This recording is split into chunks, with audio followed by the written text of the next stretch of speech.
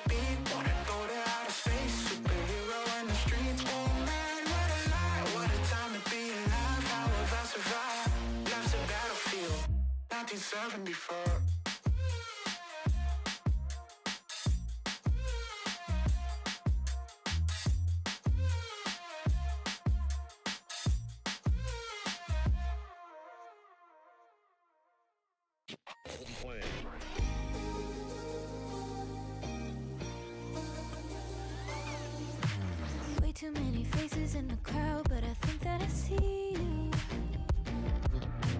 One too many days got me changing up the way that I need you. Now we're both at a bar, acting like it's not hard, trying to feel something different. Talk to somebody new, kinda wish you were. Hello everybody and welcome to the final week of the NECC Fall Valorant action. My name is Obi and I'm joined by the amazing Paulsable to dive into Division 4 and their Week 7 matchup. Paulsable, we don't normally get to talk and cast together, right? You're over with Ravish, I'm here with Sam. It's exciting to be back on the mic. How are you doing? I'm doing fantastic. We had another night of Collegiate Valorant. Our last one of the regular season, at the very least. Well, playoffs starting next week. But I'm excited. I mean, I get to cast with you. It's been what, like a 2 years? At least last semester. I'm sure we did last semester for NECC Yeah, at one point. I'm sure there was one where there was a sub day or something. Sam, he's busy today, so I get to be here. He's for moving. what is going to be a very premier matchup. We here in Division 4 have a battle for the first seed. It is the University of South Carolina Gamecocks versus the Embry-Riddle Aeronautical University Eagles varsity. It's going to be a good one, Joey. Absolutely, and unfortunately, Condor Esports, you've had your time in the spotlight a few weeks ago against Osu. We'll get that logo updated real quick, but the rosters are what truly matter there, right? For the Eagles, it is Starkos, TCK, Libby, Yui, and Chubby Dean, and for USC, it's Mink, Chisholm, Amy, Namgu, and the actual server, Ithaca, Yer, and Skeleton. And honestly, are there any players that you were particularly looking out for? I know I have a few. It's very interesting. I've been looking a little bit less at players specifically and more at the roles across both of these teams. Both of these teams exceptionally flexible compared to what we normally see in Valorant. Everybody on both teams is picking up multiple roles at a time, and that really opens the horizons of what these teams could be capable of. Oh, absolutely. And on that note, players I'm going to be looking forward to, I think for the side of the Eagles is going to be players like Starkos, who is that kind of primary duelist, sometimes flexes over to the chamber, which may be relevant when we jump into our maps later. And for the opposite side on USC, they are very inclined towards a Jet Reyna combination on any map that they can get away with that for. And that comes down to usually Mink and Chisholm or Namgu in the server. So those are the two players that are going to be that dynamic duo that I'm personally looking forward to. It'll be a very interesting dynamic between those duelists as well, because yes, those are all duelists, but those are very different types of duelists. A duelist with like a chamber preference to like fall back to that like sentinel off duel versus like Jet Reyna, we run at you, we flash you, we go, we kill, go. That's going to be a very interesting dynamic. Theoretically more defensive style versus a theoretically much quicker offensive style. Yeah, and we had this big question, I think, on the Eagles side as well, right? We couldn't see a definitive smokes player for that team. Actually, their substitute, M8 Tonic, has been playing that role the past few weeks because Libby hasn't been in the server. But with Libby's return, that's one of those, like you mentioned, very duelist-inclined players as well, picking up roles like the Neon. It's like, okay, who's going to take, I don't want to say that blow, but play that support position? And that's where I'm looking, maybe towards Chubby Dean. They've pulled out a Clove here and there, or I think in the early stages of this NECC season as well, we were seeing maybe Libby on an Omen. So again, curious to see what they fluctuate back to. And it's been a long season too, with a lot of patch changes and notably map changes as well. We've got a whole new, finally getting the new map pool that you guys have been playing in ranked in here to NECC. And that means we get some spicy maps. Corrode is where we are starting off. Haven as a second pick, a little bit more normal from the Eagles varsity, I would say. And then if we get to the decider at the very end, it will be Sunset. Yeah, Pearl being floated that late is definitely an interesting choice. I think Eagles banning out Abyss is interesting as well. They did have a win under their belt on that map, but I think it was before the changes came out. So since I predicted the bind ban, neither team has played it this entire season. Corrode, Haven, and Sunset, though, I think we're going to see USC really want to close this out into a fashion because they have not played Sunset this season. And they were also really, really hit hard because Lotus and Ascent, the two removed maps, were their best in the pool. Most played, most wins. And I think that's, again, costing them here, so we'll have to see them maybe address these coin tossy maps. They only have one map on Haven. They have a 1 win, 1 loss on Corrode. So again, looking towards those improvements, which on the flip side, Corrode, Haven, undefeated right now for the Eagles. 1 and 2 wins, I should say, respectively. So again, very strong in their pool, and Eagles as well as the undefeated team here, right? We should have said that already. 6-0 versus USC is 5-1. And we were crunching the numbers, looking at the head-to-head tiebreakers early as possible. And if USC win this in any fashion, right, 2-0, 2-1, it is going to be USC that steal away in the final week that top seed of the South Central B. And I think that is where the stakes truly lie. And that's just because I believe the Eagles have gone 1-2-1er in this undefeated season more than the opposition has, right? Yep. And that's crazy. I mean, I guess I'm trying to look at it because they have 2 then, they have 1. That's 3 losses, right? Because of no 2 loss for this team. And I think it's 2 there. So I guess maybe I think we mathed wrong. Didn't we? We mathed wrong, didn't we? Did we math wrong? Hold on. Because they have 3 losses. They have 2 losses. So they need a 2-0. They need a 2-0, I think, actually.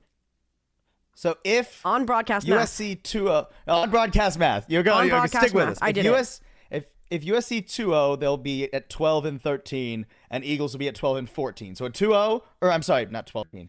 It'd be at 12-3. I can't even say numbers, much less do the math on them. Okay, the way it works, okay, so they have 3 losses on USC side, all right?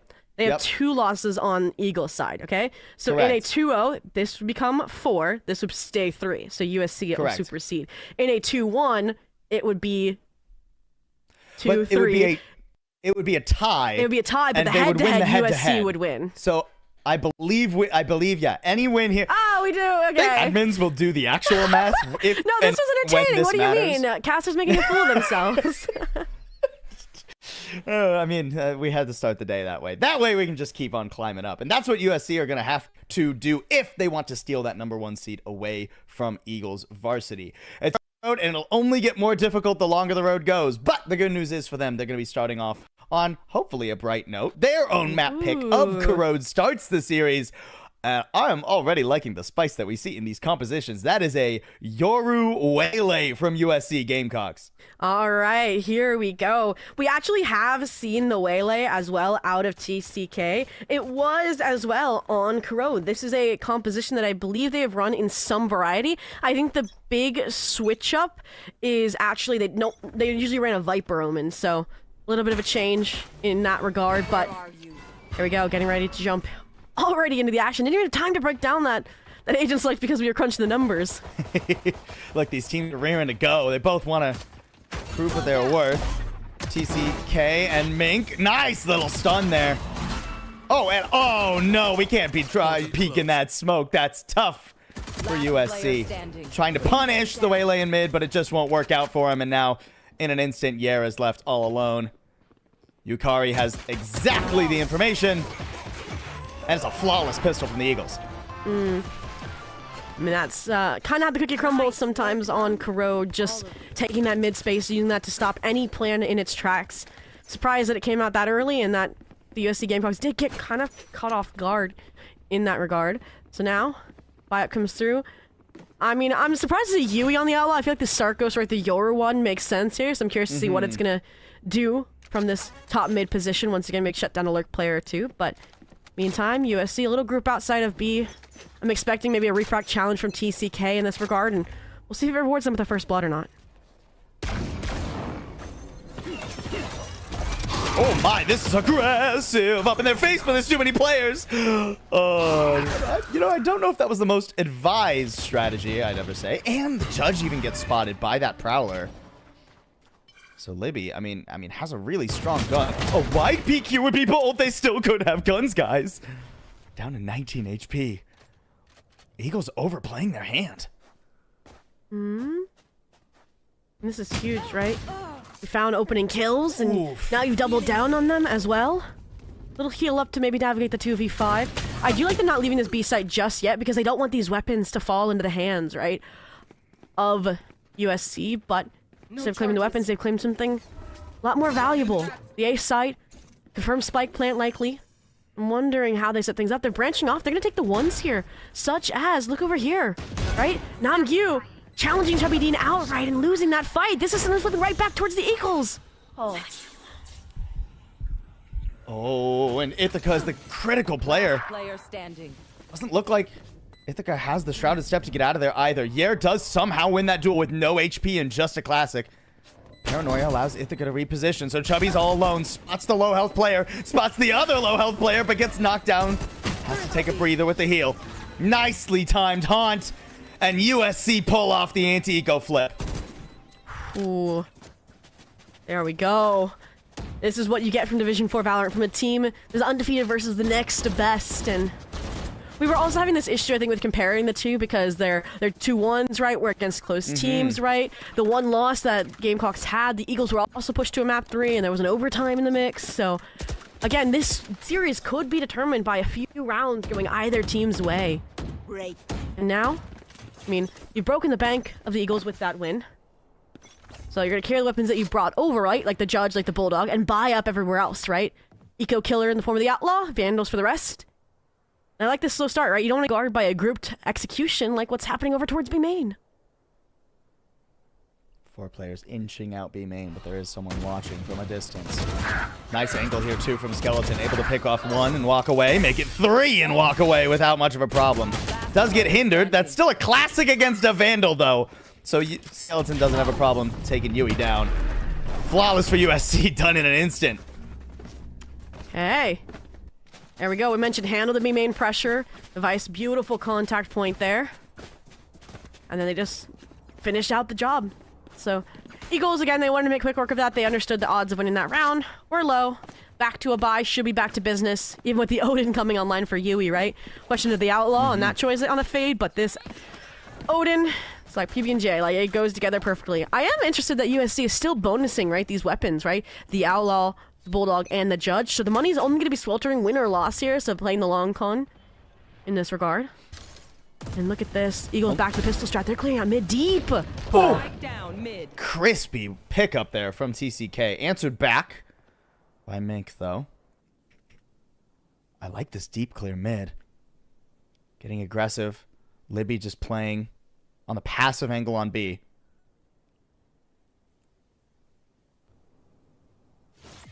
Starkos. Ooh, the timing here could be tough, but no, Skeleton doesn't commit to the angle. A flash just to get away. Starkos not confident in taking that fight. Doesn't know if Skeleton has more friends joining them. And USC not fully committed on which side of the map they want to go to just yet. Namgyu and Ithaca have the spike. They're ready to go on to B. But it's a 2-player fake. Half of USC's forces are committed, and Libby spots Namgyu. That means Ithaca has to now reroute all the way through the map. Luckily, Eagles didn't hold on to that map control, but time is starting to run low, Joby. Yeah. I am looking towards, I think, in that regard, 30 Starkos, right? seconds left. Holding this deep pixel angle, now repositioning as well. This is a nice off-angle little shutdown. Hopefully the lurk up play. The Vice that they're trying to get deeply deposited here. I am worried that the Omen has kind of paused towards bottom mid behind that barrier wall, because they are the one with the spike, so even if they get this control, I'm not sure if he can make it in time. I mean, there's if they only make 12 it. seconds Yeah. remaining. USC have been playing this at a snail's pace and still have so many players to go into. Starkos is just mowing them down, and Ithaca simply doesn't stand a chance. Okay. I mean, Starkos put them on the pedestal, and they shined, right? Perfect close out there. The rotation as well from mid that the wall gave them security to do into Link really just justified that play and that close out there. And honestly, that, again, was just USC mismanaging their time. The call to rotate was good. But again, that also falls back to their perpetual bonusing they had, right? I feel like Arena with an Outlaw in that situation up against full shields is kind of crazy. Cutting through. Well, USC, they realized their problem was going much too slowly, so they're going to try and fix that this time around. They're audited by the Haunt, though. At least 3 of them. That lets Libby know that many are on their way. That Steel Garden is pretty shallow, too. Libby's still got control of the gun. Chubby Dean, not so lucky. Has to get out of there and wait for the reinforcements, but the reinforcements are swift from TCK and Yui. Libby hanging on here, but meanwhile, the extra forces fall. Nice flag, but Namgyu gets away from that. That's absurd. Chubby Dean, hello, the wall up. Yeah, not going to save you if you double dip. Now it's on to Libby and Starkos, 2v3. First post-plant true contest we've seen. This map. Going for the split, the flash shot, hopefully the swing. A crash fakes. The skeleton able to isolate, and it's all down to Libby, Sam. Or Paul.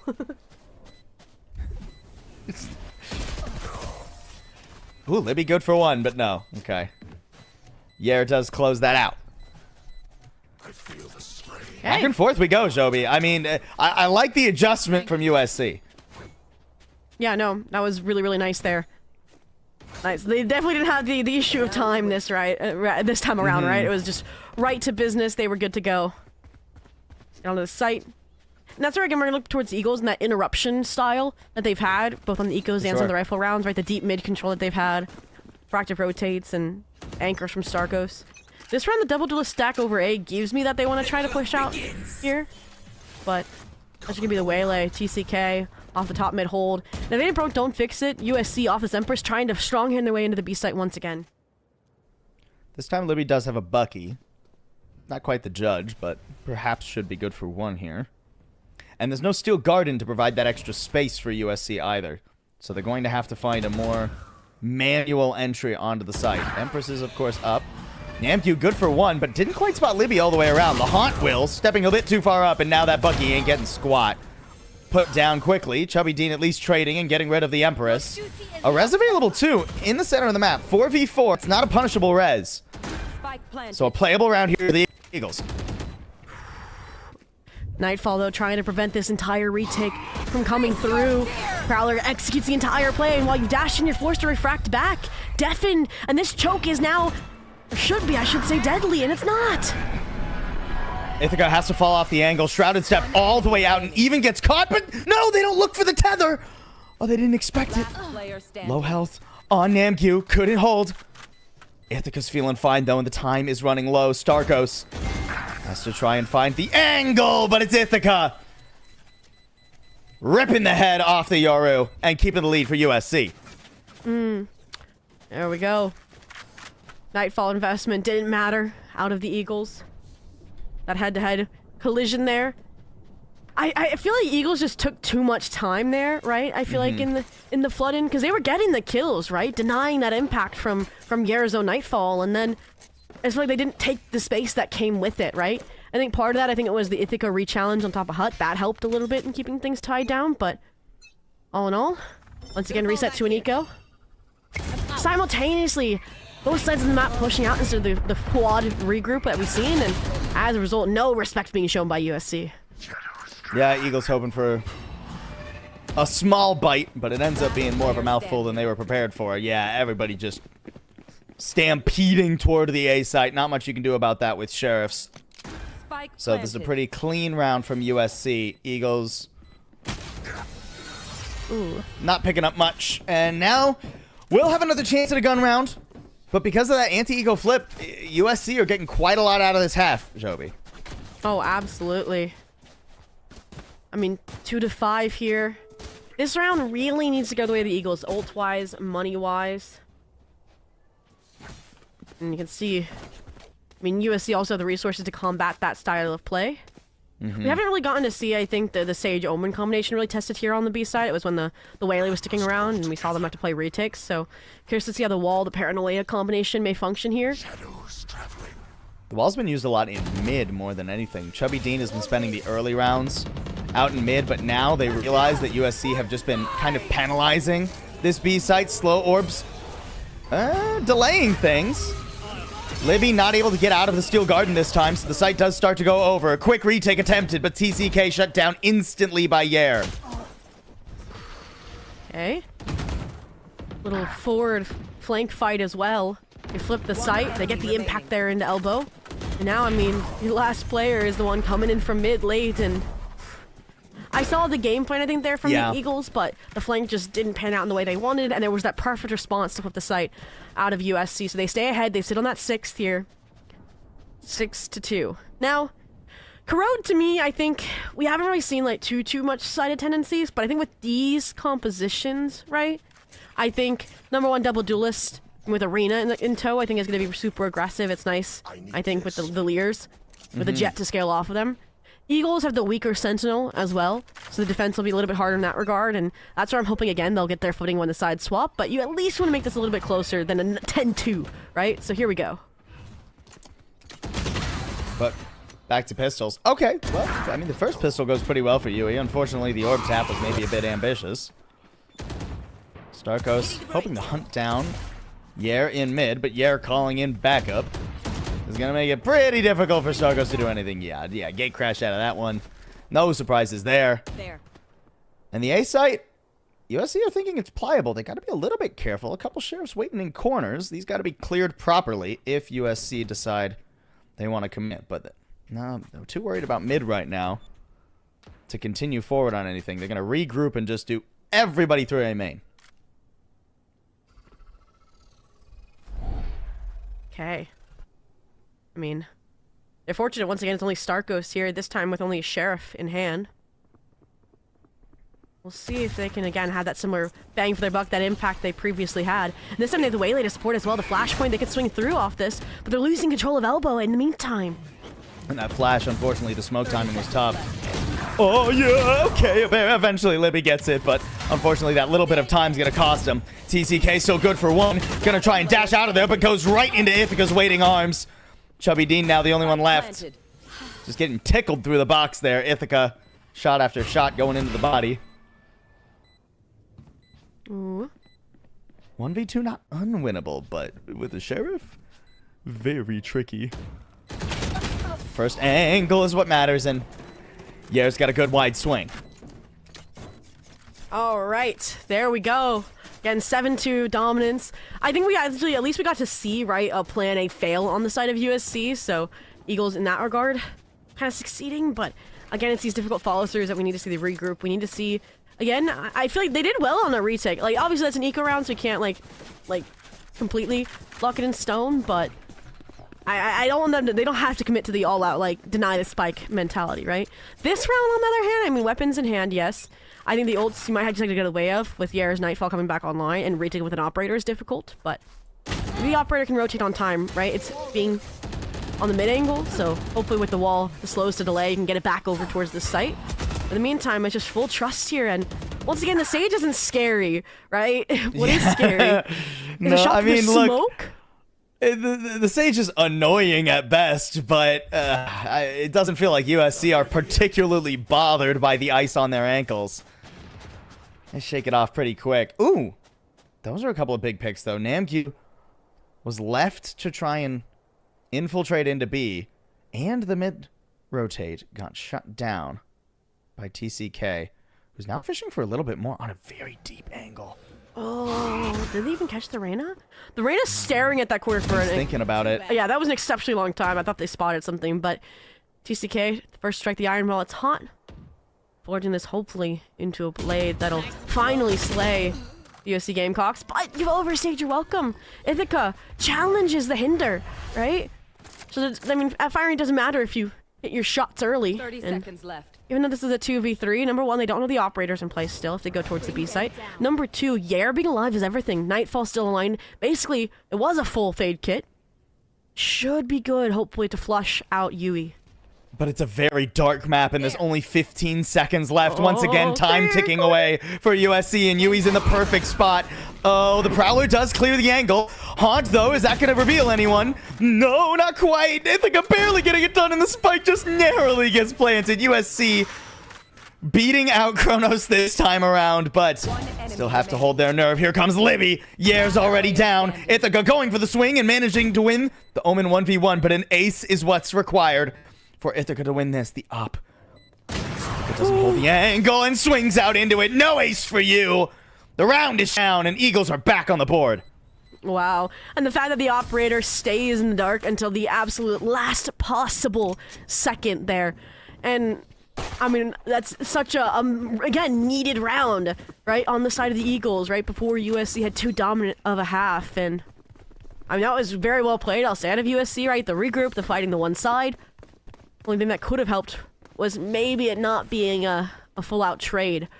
But all in all, still sitting on the ults, still sitting on the money that the 5 in a row afford them. And it's the other side, right? Eagles, because of how they won that round, yes, they keep the operator, but everyone else is struggling to get full buys online, right? Light shields, regen shields, a Spectre even. And so their odds of still closing things out strong are low. And USC have altered the game plan. They got so annoyed by that Sage wall that they pivoted away. But now the op is here, and the Eagles wished that USC had gone B instead of full mid take. Are they going to go deep through mid? This can be very risky. You can get collapsed on rather quickly, and it's still hard to stage to B. But great map control, completely bisecting Eagles. Got to win your fight. Skeleton doing it well, but trades flying across the board, and the spike dropping is what truly matters. Yes, Eagles don't have an exact idea. Yui's thinking about it. They were aware. And spots it. Nicely done, not getting taken out there. Still have to deal with the players rushing forward. There's Namq. Ithaca trying to chase, but can't quite find Yui. And the other player has come to support. I mean, spike down, man. You just need to shut down these players in tricky situations. Speaking of tricky situations, nice swing. Yeah, the Yoro on the flank here is going to try and keep Mink just contained to main. At least Spike will get recovered, but not sure what more they'll be able to find. And that was just strong communications out of the Eagles, right? The Omen towards the B site falls. You realize, hey, there's a gap possibly in spawn. They could be coming in behind you. And you said Yui's able to handle that perfectly, right? Not just get the info, but not die for that cause. Get some chip damage that gets recharged by a Sage. And now, again, it's Mink in the 1v3. Ooh. Cannot even find one. So, I mean, hey, a 7-5 here after the start they had would be great. I mean, USC still with quite a few tools for this very last round, though. No shortage of tools either for Eagles, yeah. The res has been pretty pivotal for Eagles in rounds past. So even if they want to take an aggressive skirmish, yeah. I'm trying to think. I think we're seeing this group up A in this heavy fight because they want that orb for TCK, and they're trusting in the Starkos operator towards being main. I am worried if 3 players, including a Jet, are scaling up off a Prowler per se, but that's why you have the gate crash, hopefully, to stay alive. Free fire doesn't connect. You get out of dodge. You're going to play probably retake again with these ultimates. The converging paths was collected. This is the entire game plan. Starkos just needs to stay alive, wait for the team. But that's the issue. Look at how far USC is pushing forward. Namq wants it. Yeah. Namq does not want to let this op go uncontested. They know they can Lear too, completely shutting it out. That might be something, a bit of utility USC wish they held on to. Empress out, no point in saving ults. About to go into the second half. Nightfall's traded. Nice position from Namq. Oh, and it's not calmed. It's just picking them apart. It's a shooting gallery. And USC fend off the retake admirably.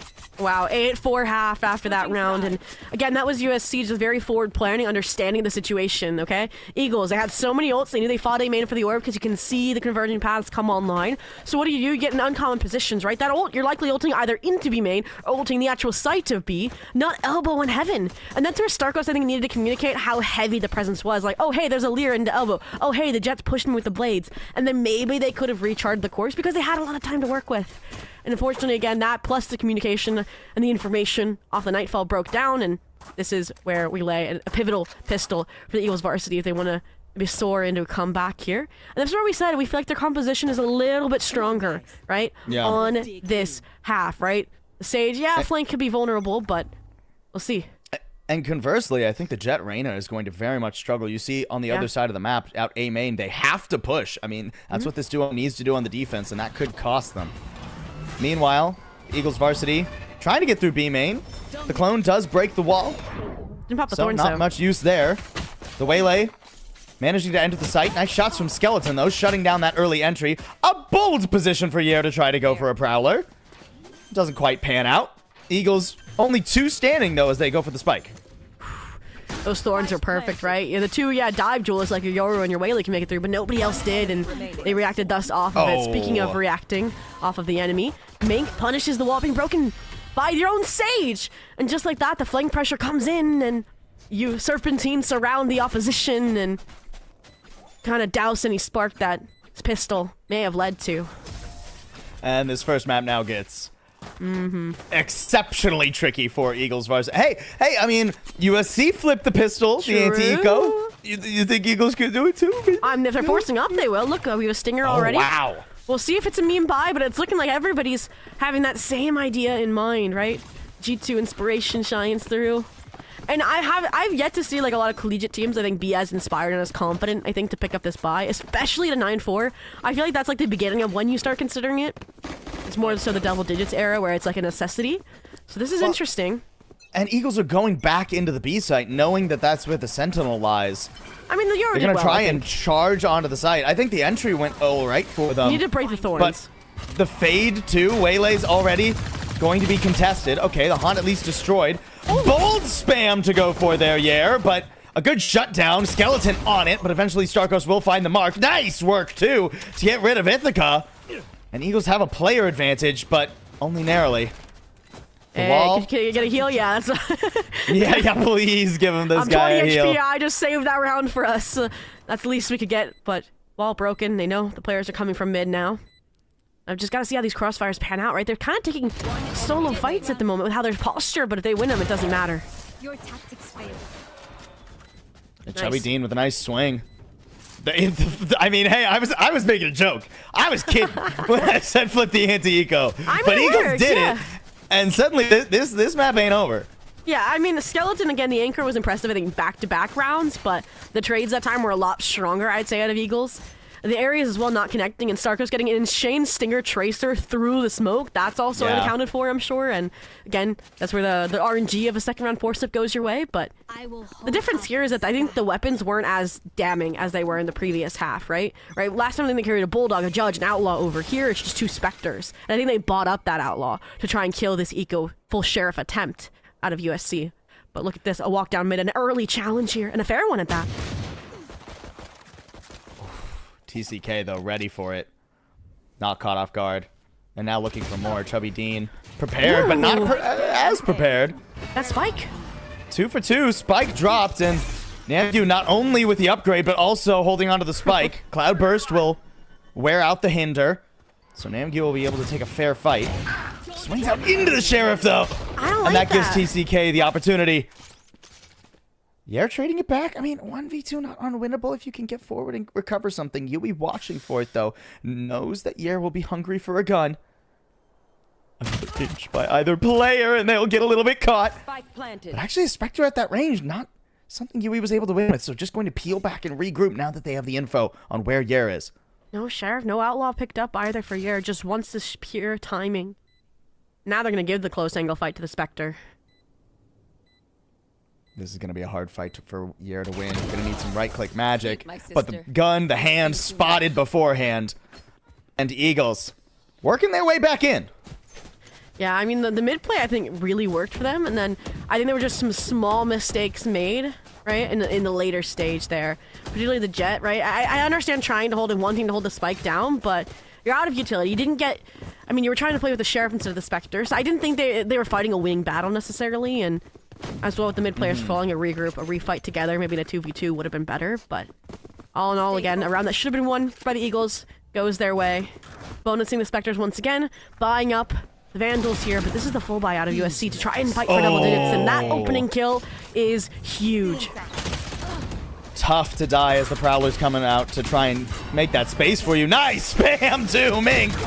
Oh, and even gonna catch the Yoru on for the ace. Let's see it. Half health on Ithaca.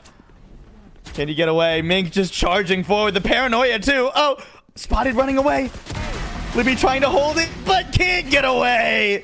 5 on the board for Mink to bring USC to double digits. You're denied an ace earlier, and this time we get one by the Reyna. Again, Feast or Famine agent, and Thanksgiving is coming up, right? So they are good to go. They get the double digits here for USC. And that was just an impressive main hold, right? After the dimensional drift as well, kind of isolated Namgyu pretty handily. That is a huge step up, right? Mink was towards the bottom of the leaderboard, now trying to challenge Skeleton, right? In their own domain. Has been top fragging off the B-side anchors. I do like this, though. USC, gonna say, getting away from A main, expecting maybe Eagles to try and find a quick remedy. They're like, oh, it can't happen again, right? Let's just take the dive once more. And Eagles using a lot of util, not finding much of anything. These passive positions from USC paying off. They're going to be able to rotate pretty quickly, too. Yeah, good for at least a trade on Mink. And spamming through. Quite a bit of damage done. A very doable retake. This position is what's going to hurt USC. Yeah, wall up, slows that you can layer. Interesting to see them all conceding the space, the wall established, right? Playing for yard, playing for elbow. See if it works out, because these players are starting to flood back in. Namgyu making some space, but that space getting torn away very quickly. Skeleton trying to do what he can, but hit by the Nightfall. Down to 1 HP. Ithaca not looking too much better either. Saving. Looks like gonna go for the save, keep the Phantom. The economy's starting to get out of control here for USC. They need every rifle they can get. Yeah, this isn't the first time, right, that we've seen kind of, I feel like, missed timings, right? True capitalization off of utility and ultimates, right? I look back to the first half, like Paranoias. That time it felt like they were a bit too early, a bit too deep when the Vice Steel Garden came out as well. So again, I want them to be on the same page and how they want to play those retakes out. Because I agree, I think they were in a really good position for that retake, but ultimately it gets shut down. Eagles get inching closer and closer to tying things up, right? Ults to match the situation. USC, again, most players probably shy on cash, I'd argue. Minus the hero rifle. No, it'll be good. Last round. So this would be then like buying, a full comeback kind of for the Eagles if they lose this. So, again, this is a pretty big swing round. I want to see the ults invested by Eagles, especially because Yer and Namgyu are going to get theirs sooner rather than later too.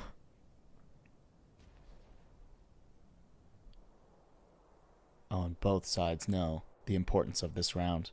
Only Ithaca dares to take forward space. Actually, some being taken by Eagles out in B main, too. Wanting to try and get that information. Reminder, I mean, they really don't have much to get it other than maybe the Fade, who's currently back site A, so they need someone to be bold. Ithaca doing that for them. But the Hond trying to TP away. Brutal for Ithaca. Not only is that position lost, but now there will be no smokes for a potential retake if you even get there. With Namgyu overplaying the handout B main too. B site is fragile. I mean, if you think about it, right, USC was the ones... Sorry, I would say Eagles were the ones fighting forward, right, to be main like that, right? They know that trick. They know that game, right? They've played it before. Starkos takes down, finally, the Sentinel of the B site that has been that turnaround point for USC. TCK deep spawn control. Starkos, I think... Yeah, they want to go Mink further. Can do here. Yeah, Starkos not even going to let Mink potentially go for the save this time around. Goes for the flash. Mink on the timing here. Oh! Just spots the gun, manages to get it, but isn't rather ready for Yui right there. Eagles now within spitting distance of USC. Okay. We haven't really seen any timeouts either. Eagles win that round as well without diving into those ults, which is huge. USC, the Jet, the Fade. Also, ults not coming online because they didn't get kills, so that's also huge for elongating the probability of this comeback for the Eagles. And it's just switching back and forth. I think the fight from Namgyu was smart, right? I feel like the Yora's been bullying the Vice utility out of the way. But it's just, again, that awareness. That was so clean from the Eagles. And now... Okay. Faking a middle main presence. This will now cause the immediate rotation through that deep mid space out of the USC to hopefully receive it, to counter it early. The timing here is going to be pivotal, though. The flash! Already the Waylay's gone forward. Nice shot there from Mink. Can you get anything more? Skeleton not able to step up to it. And Mink and Yer both falling. A good effort from USC, but simply not the firepower needed to make this happen. A TP?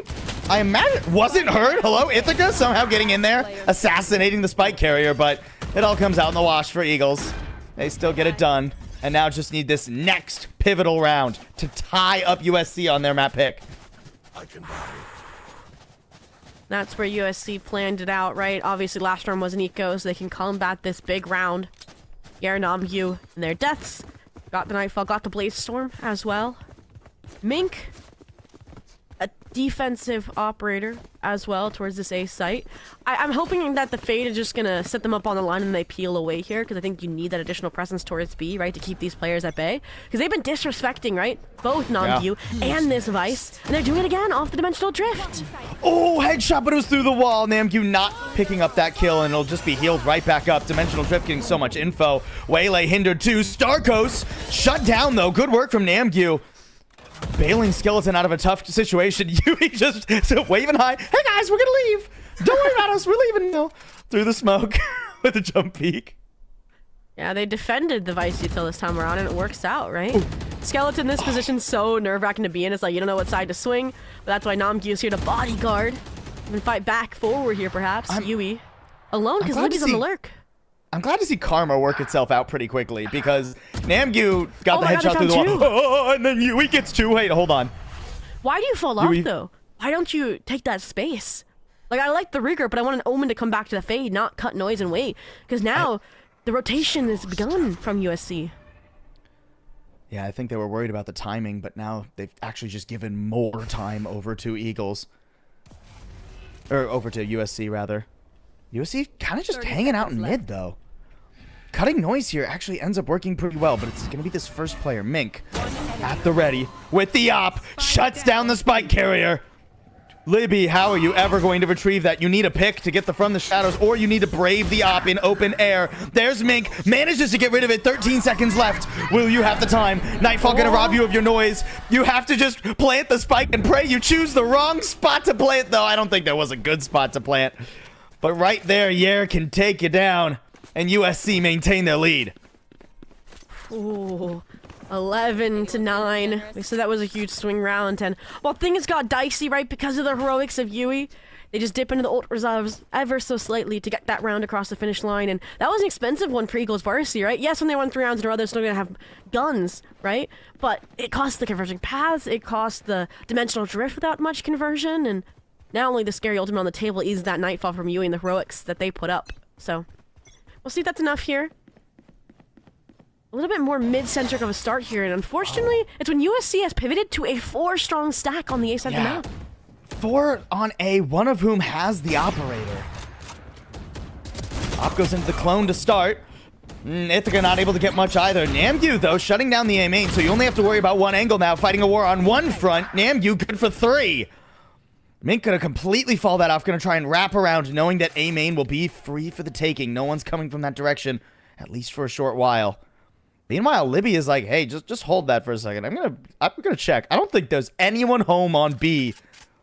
And indeed, that is the case. The call comes through. And 2v2, Eagles will be able to get the spike down for sure. Okay. This is...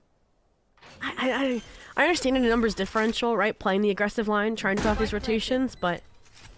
I do like the call for Libby finally to regroup with Yui.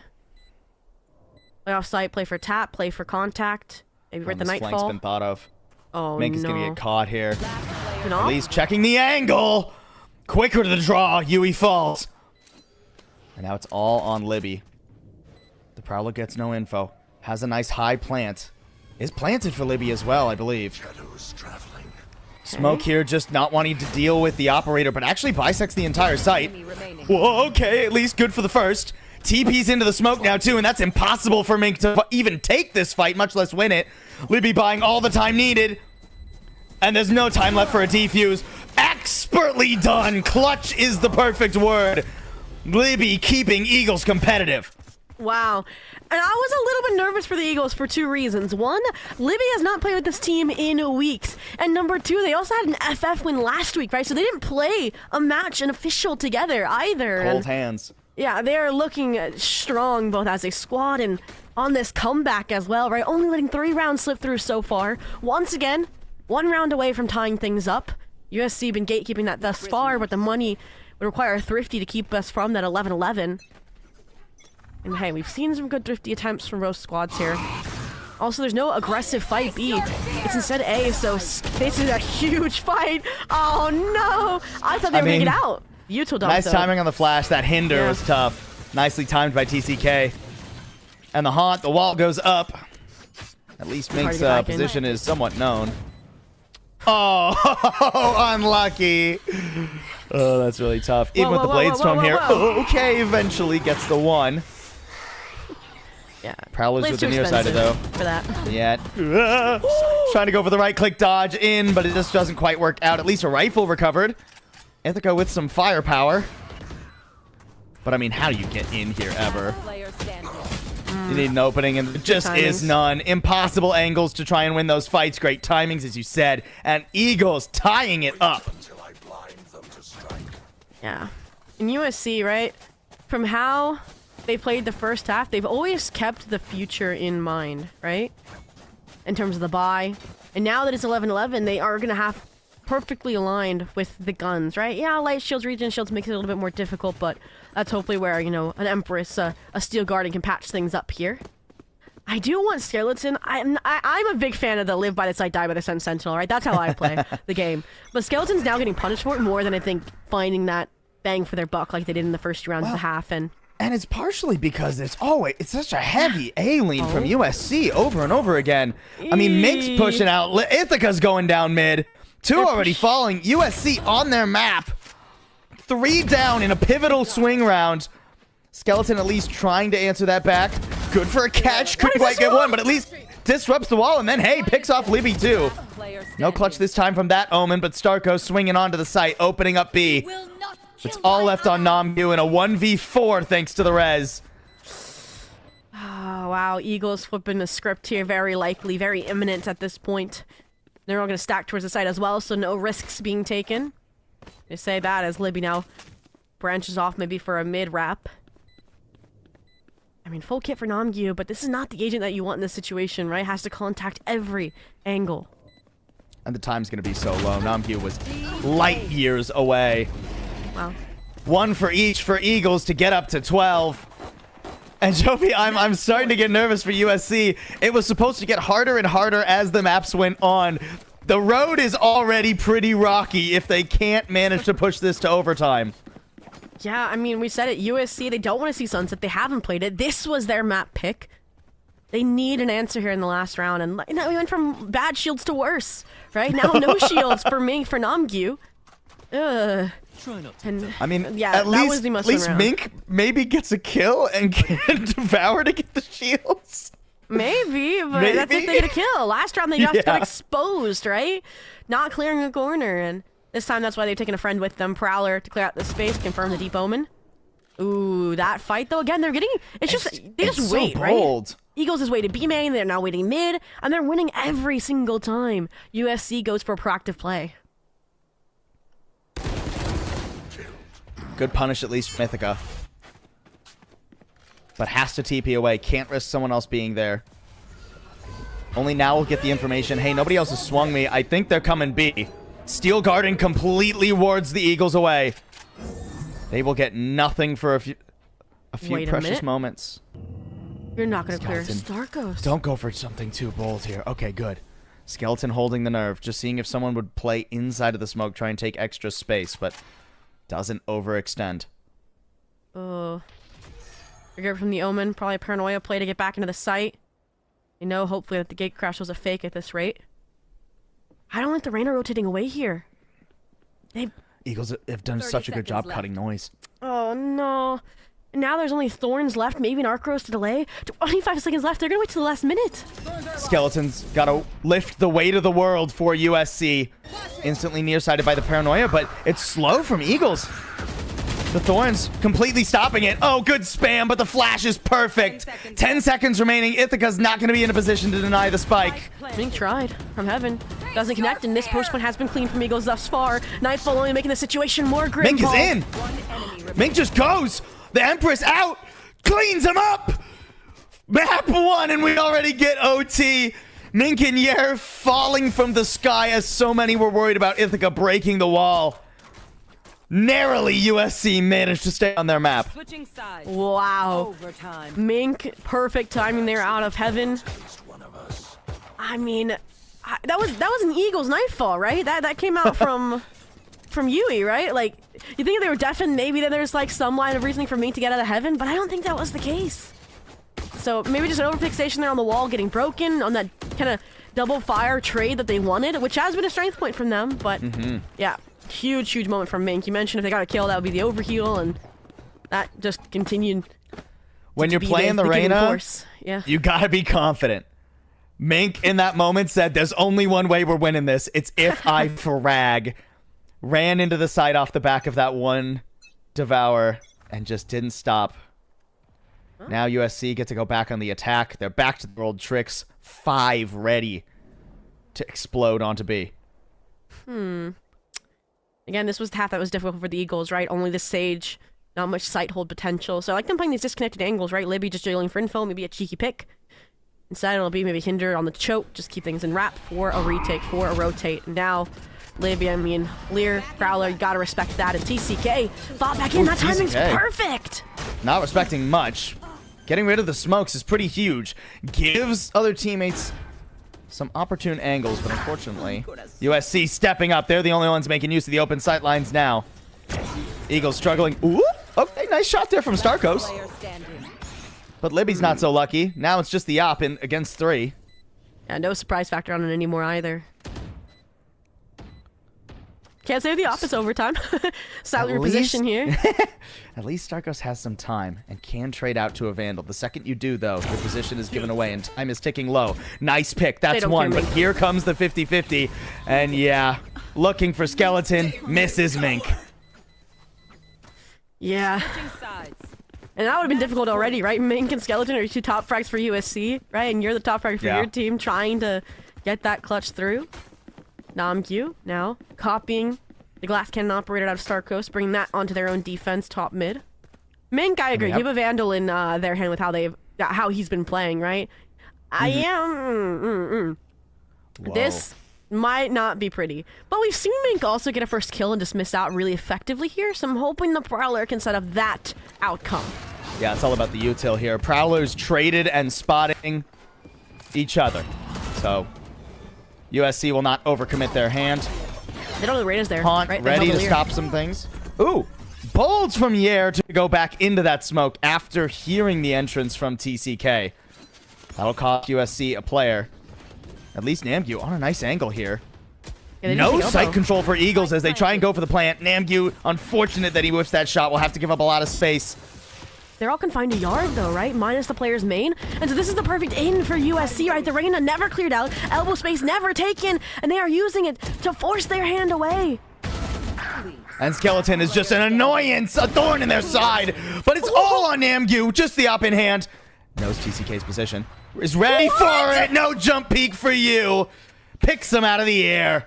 And USC, after nearly throwing it all away. I can't even say throwing it all away. That's not the right way to say it. But after nearly it getting clawed away from them, managed to claw it back and win their map pick. Oh, that's frustrating. TCK had the converging paths, knew exactly where Namgyu was, and just doesn't invest in it. And I mean, they were usually so good as well at taking that deep sight control, and they just didn't that round either, right? Elbow goes uncleared, Mink started even popping off and is there to play off the op. Ugh.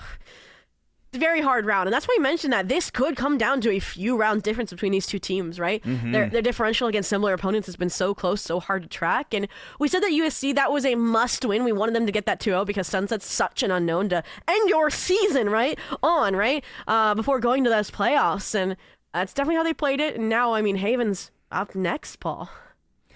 Yeah, I mean, what a map from both teams. We picked the number 1 and 2 seed for the stream. I can't imagine map 1 proving that anymore. And USC on their 6? way to stealing that number 1 seed away. 6 first kills from Skeleton 2. And this goes back to what you were talking about, the anchor that just stays on site, right? The anchor sentinel. Skeleton was always there when the Eagles tried to assail that site and was able to punish them, or at least trade, so frequently. Yeah, the only player that matched them in that department was TCK on the opposite side, also with stick 6, I should say, right? So that's obscene, that kind of head-to-head that we're seeing. And I am impressed at how fairly consistent these two teams were, though, on paper, right? Similarly, as you trend down the scoreboard. So I am excited. I think both Double Duelist is functioning how we hope. And I'm expecting to see, again, another Jet, maybe Reyna or Jet Yoru combination when we get over to Haven for the side of USC. For the Eagles, though, they've experimented with different things. You know, Double Duelist here and there,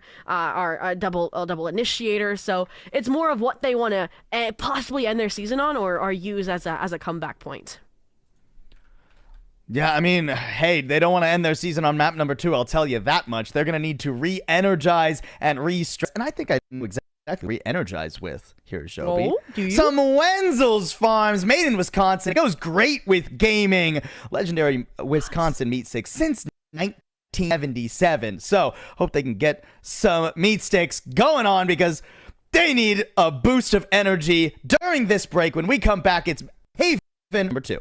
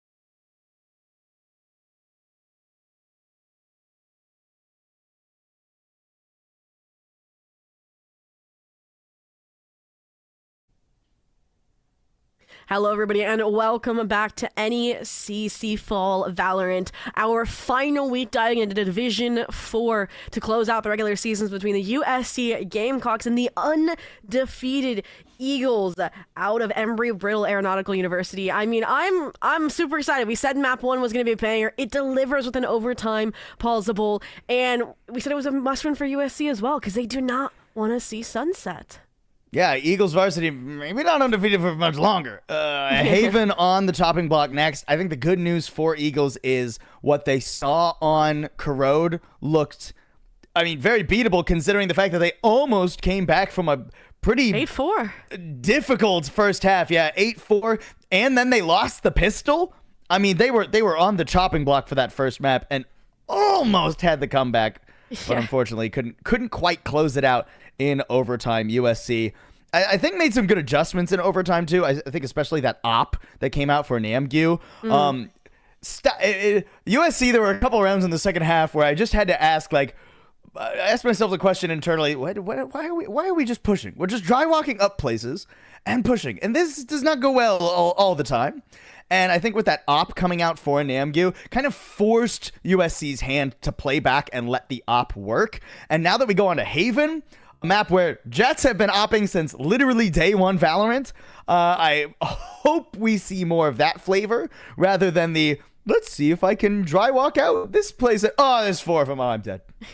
Well, I will say it's actually might switch things up. Mink might be the one on the Jet if they pull out the Jet Yoru. So that, you might see a switch. We saw both ops, so I think it makes sense either way. But I will point out as well, I don't know if you got this sense as well, since I know we're both color casters by trade. I feel like USC Gamecocks had a better understanding of the map itself and like taking and conceding space, holding for the aggression that was coming out of the Eagles. And I think that's what kind of led to their win on that map, right? Our sided compositions did pan out, and that's what lent to that 4-8 comeback attempt. But overall, I feel like USC was punishing a lot more of the Eagles' plays than vice versa, and it was just team play and team trades that got Eagles through those tough rounds. So coming to Haven, I think that's going to be really important for the mid round with 3 sites and that rotation, and we're getting these compositions out. And ooh, have you had the honor of casting a veto yet? I didn't expect to see it here on Haven. Veto? Yeah, I was not expecting a veto on Haven. You could have sold me on a veto Sunset, honestly. A veto Haven is very interesting work. I have not seen... No, I haven't gotten to cast veto yet. This will be my first veto cast. Thanks, USC. I appreciate it. The only map I've seen like him on has been Sunset and Abyss, actually. And funny enough, Eagles is the one that played it on Abyss. USC was the ones that played it on Abyss. So they know their way around a veto, to say the least. TCK as well. The Waylay was strong right in the first blood department, but they are such a flexible player. You'll see them on Initiator, you'll see them on this. And we asked what role, like, the composition they're going to bring into this, and I mean, this is an interesting one. Again, it feels very fragile for the defense, which I think is where my concern is, because that's where they're starting. And the opposite side is very characteristic, I'd say. Just the double duelist with your Cypher, with your Sova. So we'll see if it works out. Little quick C-split action. Jet disrespecting the garage hold, and TCK is going to be tested right out the gate. Yeah, pretty much immediately. Here comes the Horde. Good news is, a Horde returns. USC with 4 players here. He just shut it down. Okay, not tested at all. Starkos and Chubby Dean making sure that the veto breathes easy, and Skeleton is just left wondering what happened to the rest of the Eagles. They have flown the coop and left you to spread your wings, and unfortunately, it does not quite work out. Starkos, 4 kills on the round. All right, they were that consistent top frag for the team, right? On that map. And this Yoru definitely felt very at home. The ISO, I didn't get to talk about in the little pre-buy phase. Chubby Dean, I was talking about this. They have 2 primary roles, and it's Sage and ISO, right? That's why you saw that duelist/sentinel listed for many of these players. Like, this is their duelist flip side. And I think this is the best map for it, right? Giving us a little bit throwback to Meta Vold.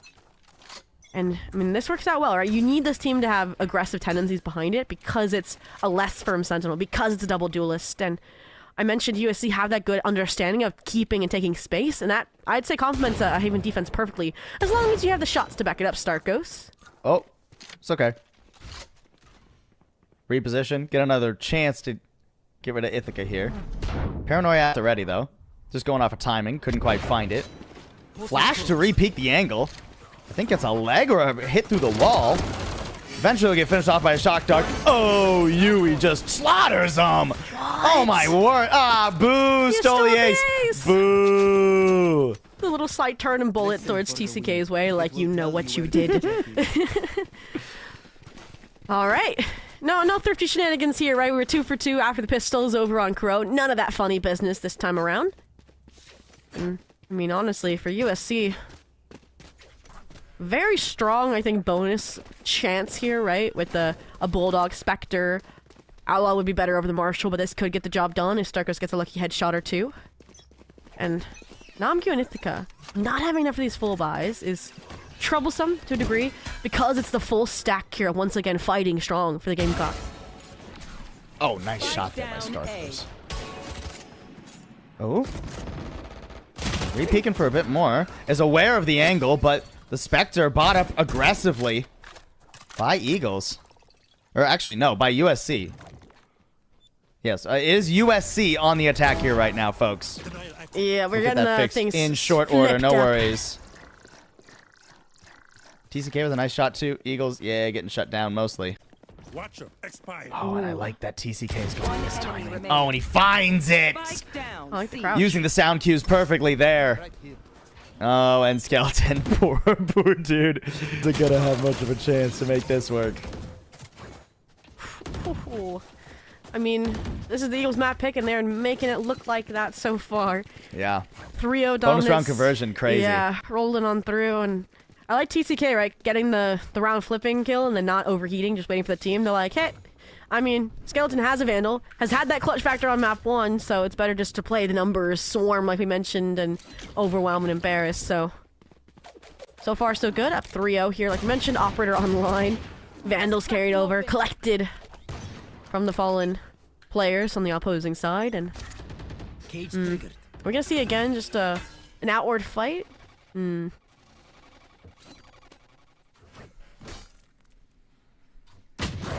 gonna peek in the garage there. Libby, getting chunks bitten out of him through the wall there. Nice little shot from Ithaca. But the Thrifty's still a ways off. Gonna reposition. The good news is, look at what Skeleton has accomplished way over on the A site. Dude has this just completely for free. Oh, hasn't cleared sewer fully though, and that spike and all the teammates. Oh.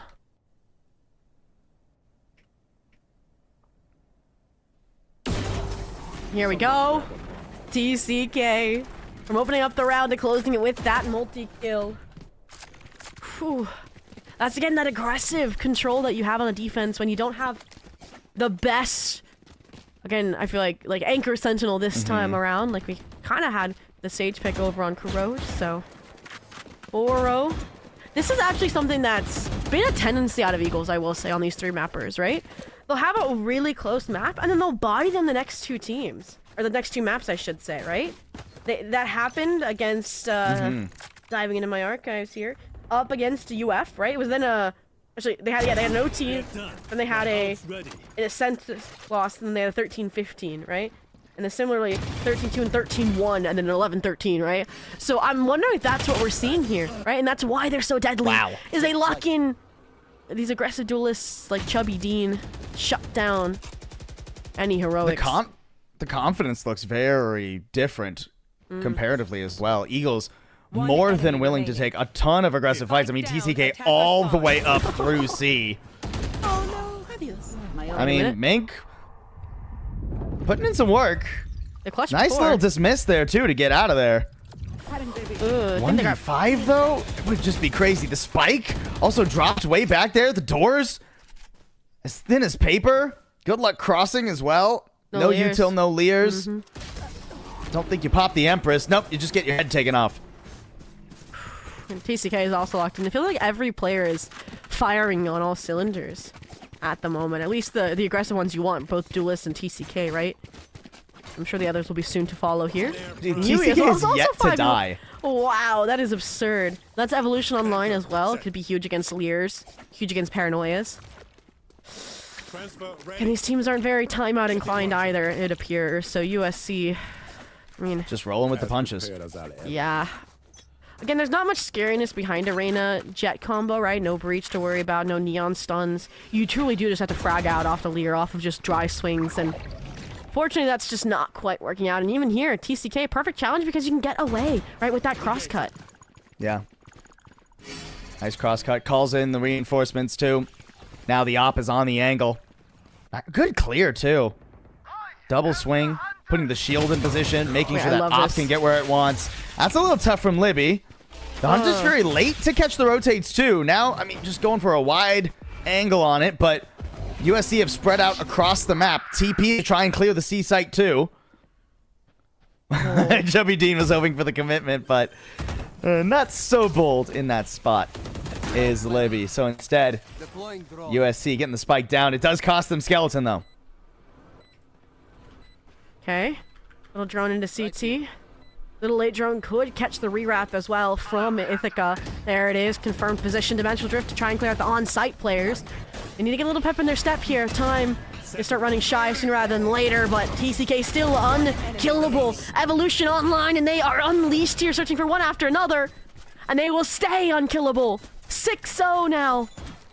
Just so fluid there. That's crazy. Especially after, like you mentioned, right? That opening play. It was creative. I liked it. The Hunter's Fury was supposed to mask the Omen, and Omen was supposed to swing while they're running away, but it was a bit too early. So the fact that they retook that, what was that, a 3v4, 3v5? Yeah, it's nasty. 6-0 now for Eagles. I mean, sunset is on the horizon. No pun intended. Okay. USC just have to hope that that's not the sun setting on their chances for this series. That pun intended. Well, decent buy, decent ults. Starkos, though, with Operator back in hand. Kill contract as well on front B. I do think their siege side challenge is the best bet, right? They're getting that site at least. The follow through, the retakes what they need to stop, have a plan to address, but gotta get there first, right? Ooh, this is a deep line. But it's a tight angle from Starkos. Yeah. USC just feels scared to follow through. USC, they didn't get what they wanted out of the Owl Drone over on C, so now they're going to try and muscle through the middle, but that's where Starkos is lying in wait. That even nearly fully collided through onto Namgyu. 4 HP on the Jet makes this almost impossible to go garage. You need some sort of entry. The shoulder spotted. Namgyu hoping to get more of a fight, but no. Ready, I mean, that little health just had to be tickled. TCK overcommitting out into grass and giving an opening here, but still... Libby lying in wait, finds a good angle there, and Yer had no idea there'd be a second player up in the garage window. Skeleton on a powerful lurk, but even that is being watched for by Yui. There are no gaps in the map for Eagles. Unbelievable shot by Skeleton. Gets the neural theft and makes this a winnable 1v2. Oh, but the timing on it. Couldn't quite react to spotting the Starkos op lying in wait. Okay. I thought for a second it was gonna be like, okay, TCK gets his first death, USC Gamecocks get their first round, but nah, Libby picks up the slack there. Beautiful fight back in off the Paranoia, and unfortunately Skeleton's throw just not enough to get them across the finish line here. So, once again, broken by. At this point, a nearly broken half, right? Lead confirmed for Eagles. Just looking to now expand it here. Time to jump. I mean, at this point, USC just need to get on the board. yeah. Blades, Empress may help them. They haven't challenged B direct yet. I like this play, but are they gonna clear TCK? And the Interceptor's in live. position and ready. Namgyu and the Odin. They don't need to see him. They just need to spam him. TCK cross-cutting away, too. Not even punishable on that angle. Libby eventually down, going for a bit too bold of a maneuver out the garage. That seems to be the one flaw Eagles have on their defense, but it's not a flaw that's cost them much. Starko's aware that someone might have gotten behind him. Is calming, hey guys, did someone slip by me? Skeleton at the perfect position, not spotted by the Yoru. Just waiting for one more. Gonna get TCK, but I don't think he knows about Starkos either. TP doesn't get Starkos away, though. Unfortunate positioning on it. 2v3 USC. Finally, a round in sight. Yeah, kill contract's online. Chubby Dean can direct it off this drone, ideally, but decided instead to go for things the old-fashioned way. Cam and Skeleton is still finding impact deep into this round. All blade invested. The follow-up off of the distraction as well is good. He said that USC needed to get on the board, and there they do, finally. Off of, again, some just silly mistakes, right? Not clearing out your corners. Yes, this should do. So, again, nothing big picture wrong that Eagles need to write home about, but again, all USC need is that one round for confidence, because this is a confidence comp, right? Double duelist, really unsupported in the initiator department as well, flash-wise. So we need to see them get online. They need another round for economy, too. Yeah, they won that round, but Mink's just on a Guardian and light armor for this one. Okay. Libby? As delivered from window, but can they deliver from the doorway? It's a much more bold angle.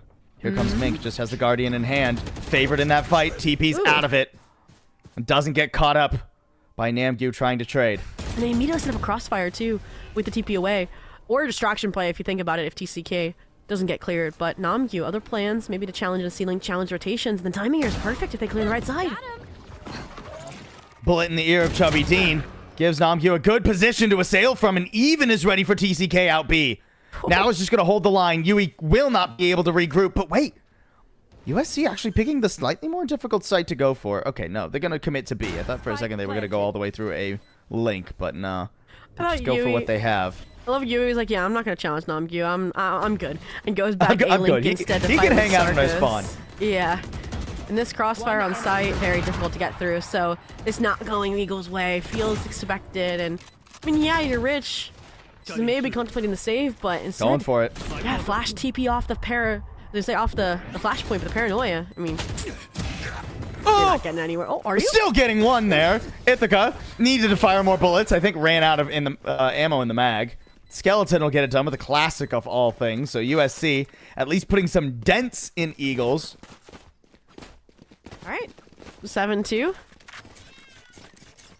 We ended 8-4 last half, and we had a very contentious side swap. My concern here, though, is I think, to me, this Eagles composition I thought was going to be weaker on the defense, right? Number one, double duel is proving wrong in that regard, but it was more the Sentinel pickup. So I feel like when they swap sides, and then you also have the attack side Haven mentality of 3 sides going for you, that's where I'm nervous. So to me, I need the 7-5 full turnaround out of USC. And that's difficult here, right? Because of the ults now entering a cycle period for the side of the Eagles. I mean, TCK does get spotted, but there's no world in which you're going to be able to punish that. Cover going A out. slow walk up. The smoke. And still... util available as well. A heavy commitment to try and holding garage. TCK not wanting to let anyone onto a C split. If they waterfall out C, more than a comfortable retake, but can't let anyone in garage. The op barrel spotted. Oh, but TCK heard stepping forward to try and fish for that op. Ithaca shuts him down, and Namgyu's good on it too. Just stone cold USC. I mean, that was the hardest angle on the map for them to run into, and USC barely flinched. Standing. Okay. Starkos finally going for the save this time around. No money to support things. Time to jump. And again, this is where if I was Eagles, I'd be thinking about a timeout just to stop the mentality, the momentum that USC is starting to build back up. But you can also have a micro timeout in this next round. I want them to come up with an aggro play off the ults that are here, right? We throw back to, I think it was a brilliant play between Libby and Yui with the Hunter's Fury, right? That's a nice combination, right? Also, Starkos one off from the Dimensional Drift. If they could go for that kind of play and relinquish the operator to somebody, that could be a plan. If they even keep it, right? Namgyu hunting. No time left, though. Yeah, Starkos will at least carry the op into the next round. Still a very playable situation for Eagles varsity, but after losing 3 rounds in a row, that money is starting to look a little bit more lean than it once did, at the very least, Shelby. Absolutely. Hey, I mean, USC, I said I wanted the 7-5. They're trying to give me the 7-5, and yeah, again, a must-win round where that 7-5 is basically a guarantee to happen at this rate, right? And so that's where I maybe would have committed the full save just to keep like a stagnant lead, because here you're basically giving both rounds away together, a 2-for-1 special. So again, play like this is the last round if you are Eagles. Use everything you can. Haven't seen an A-side challenge in a while because it usually starts out in Eagles' favor, right? And you also have the veto here as well. So TCK, I think, playing around with the TP, the crosscut to get back from short if need be. Meantime, it's more of a deposit play, and they're expanding their influence elsewhere on the map simultaneously. USC have been much more patient these last few rounds. Catching Chubby D. I mean, Libby, are you going to go for the walkout garage? We've seen it 3 or 4 times from Eagles, and they always get punished. The Aldrome going to spot Libby here, undoubtedly. I mean, that's just going to be used to walk Ithaca in, yeah. Even waits for the later tag because you see Libby TPing away and you want to take more space. They don't know the ops here, though. Starfus has been concealed.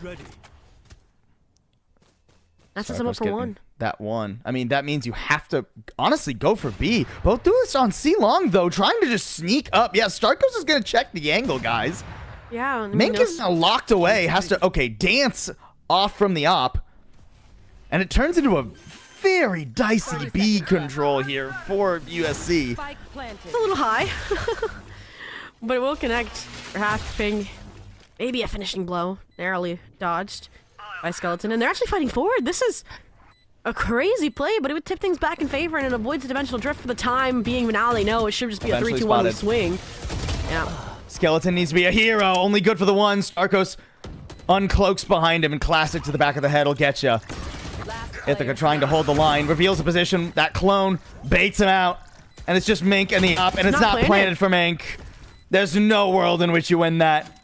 Eagles denying the full 5 in a row Yeah. and extending their guaranteed lead after this half. It'd be funny if we get 2-8-4 halves back to back in another comeback attempt, but for the time being, we said that round was Last important. round in They the metered the half. use of the ultimates as well, very intelligently with the Dimensional Drift and the Hunter's Fury. It feels like USC is having that challenge where they're trying to play too perfect of a game, right? Like the fake out into the B exec, I like it. It's nice, but I think they overcommitted into that C fight and lost too many players to that operator, which also I think maybe you needed then Yair to chuck a dart there, right? Over just the drone clearance of Garage because you didn't know what else was there. Or you didn't know if the veto util was there, which typically is. You didn't know if it was, again, the switch up of the operator. And now, again, that's what we're looking towards. C, your exits have been strong. You're challenging the TCK. Secondary, we haven't seen this walk down in a while. Cam spots it, but there's no retaliation yet either. The interceptor is ready too. Oh, but you won't even need it. Yeah, they can't throw util if they're all just dead. Mid not going nearly as well though. Skeleton still putting up numbers. Was top fragging in map 1 for USC and holding the line now, keeping USC at least a chance to contend. That's already another one for Skeleton. Starkos to shut down Yair. 3 on the board. Skeleton just doing them all himself if he can. But eventually walks into the op though. That sacrifice gives Ithaca a chance. A 1v1. Ithaca will have all the time in the world to set up. Oh, never mind. Gate crash actually in perfect position. They paranoia. Not much time at all. This is a nasty off angle too. No wall bangs either. The silent game? Silent treatment? Timing perfect as well. Ithaca stepping out at just the right moment. Starkos was going to clear that corner, but the off angle is beautiful.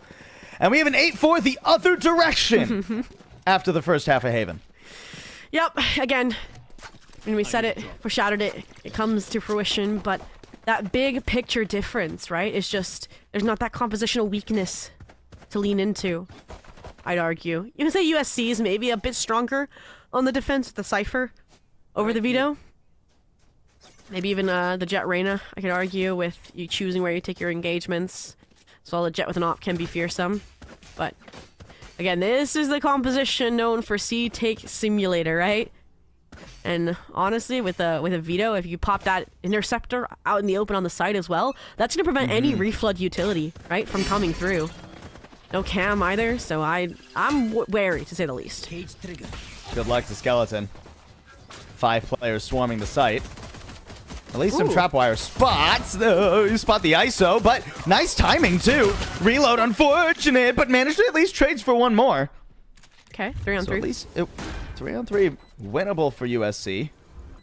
But the Drone. positions are tough. Nice owl drone. It's got to get the Interceptor tag. ate it. The interceptor does get rid of it, but the tag comes out regardless, so TCK forced to give that space away. And NECC can get back sight much more easily. TCK, the only one left standing in an instant, only now thinking of back sight, but the timing from NECC is just too good. USC with a very needed pistol. That track was perfect there out of NECC to close things out. Narrow things down as that Reyna was super, super low HP to be your partner in crime. All reflood, so smooth there. Even with the Owl drone getting taken out, like you mentioned, it found its impact. So maybe I need a better position for that interceptor, right? Maybe put it on like in a higher box. It's tucked away in the corner, not as effective, right? This is no way you're doing this. Whoa. No. Okay, so we Eagles, did see this from Eagles before. But they were down 9-4, right, after losing the pistol. So I guess they're just a confident team no matter what, which I guess is more G2 style, right? They do it no matter what.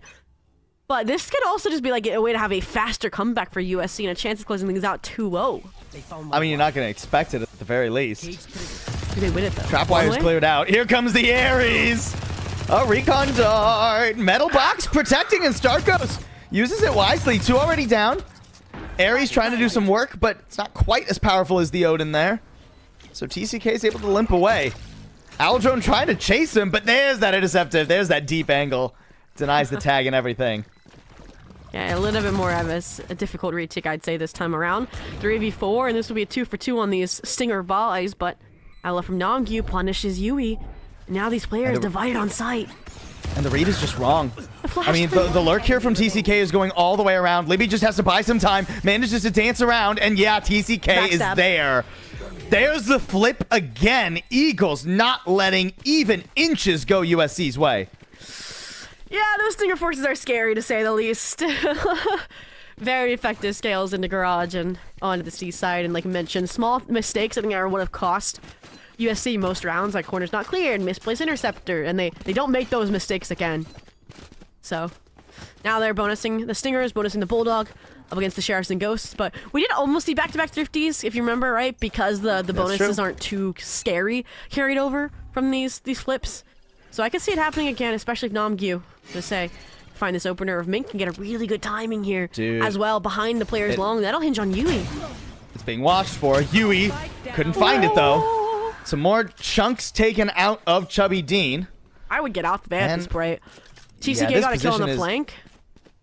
It's a little bit dicey, though. The smoke expires, so you have to reinvest another smoke. This is bold from Mink, and it's going to be punished, too. Now you're more confident that the sewer player is gone. That is an exit available to Eagles varsity. Ithaca, you going to try and go for the backstab here? Catch them on the way out. Chubby Dean's low. Hey, you get rid of the one. That's not a bad trade. Interesting on the re-exec. You think the Ithaca would call him that they saw them leaving, so wise choice, but they didn't get far enough away. So Namgyu was here to fight. Yer was here to fight, but disconnected. It's all down to Sova in the 1v3, only Classic in hand, and Starkos traces that back to its source. 3 kills on the round. Dimensional Drift already as well. Coming into the next. Not going to bonus these Stingers any longer, I'd hope. Maybe buy a better weapon. Or are we really going for a Bucky Dimensional Drift to try and get a Vandal? Mean, Starkos did it on map 1. Why are they? Why aren't they full buying here? That's what's so interesting to me. They have a lot of time, I suppose. They don't need to invest their economy here. USC have to do quite a bit of damage and are on low economy. I mean, the lost round bonus does stack up, so it won't be completely broke after this round should they lose it. But Eagles, I mean, the firepower will just be worse, straight up. They got to hope for some upgrades here. I mean, but they had the money to buy. They just chose not to. Yeah. So, yeah, I'm expecting a Dimensional Drift. It has to come out. This is an early challenge from the Reyna down mid. This is huge info, you know. I am worried TCK with how far down C they already are. Trip eaten by an interceptor. Consistent A pressure as well. Ooh. Again, that's do you a tough call? pick. I would be calling them back to C after that kill. And instead Dimensional Drift to re-clear their deposited Reyna. I think this is the eventual follow-up, but again, because it comes so late, not immediately after that kill's found, it gives USC a way to bounce back, right? Like Mink fighting down long. Players already in C spawn. Like, now, yeah, you have to double back. Again, this is 2 rounds back-to-back that we double back to A, by the way. USC are befuddled, though, as to where this is going. They have a couple players just waiting in the wings inside their own spawn, hoping for some info. Finally get the intel. Hey, I think it's going A. The util has been spotted, so Yer will be in a position here. Ithaca trying to spam, but the recon dart not lighting anyone up as a target. Namgyu getting caught, I think, just off the spam into a link, too. That's tough. USC, it'd be tough for them to find their way back into this, and they're on a clock as Starkos is coming up behind them.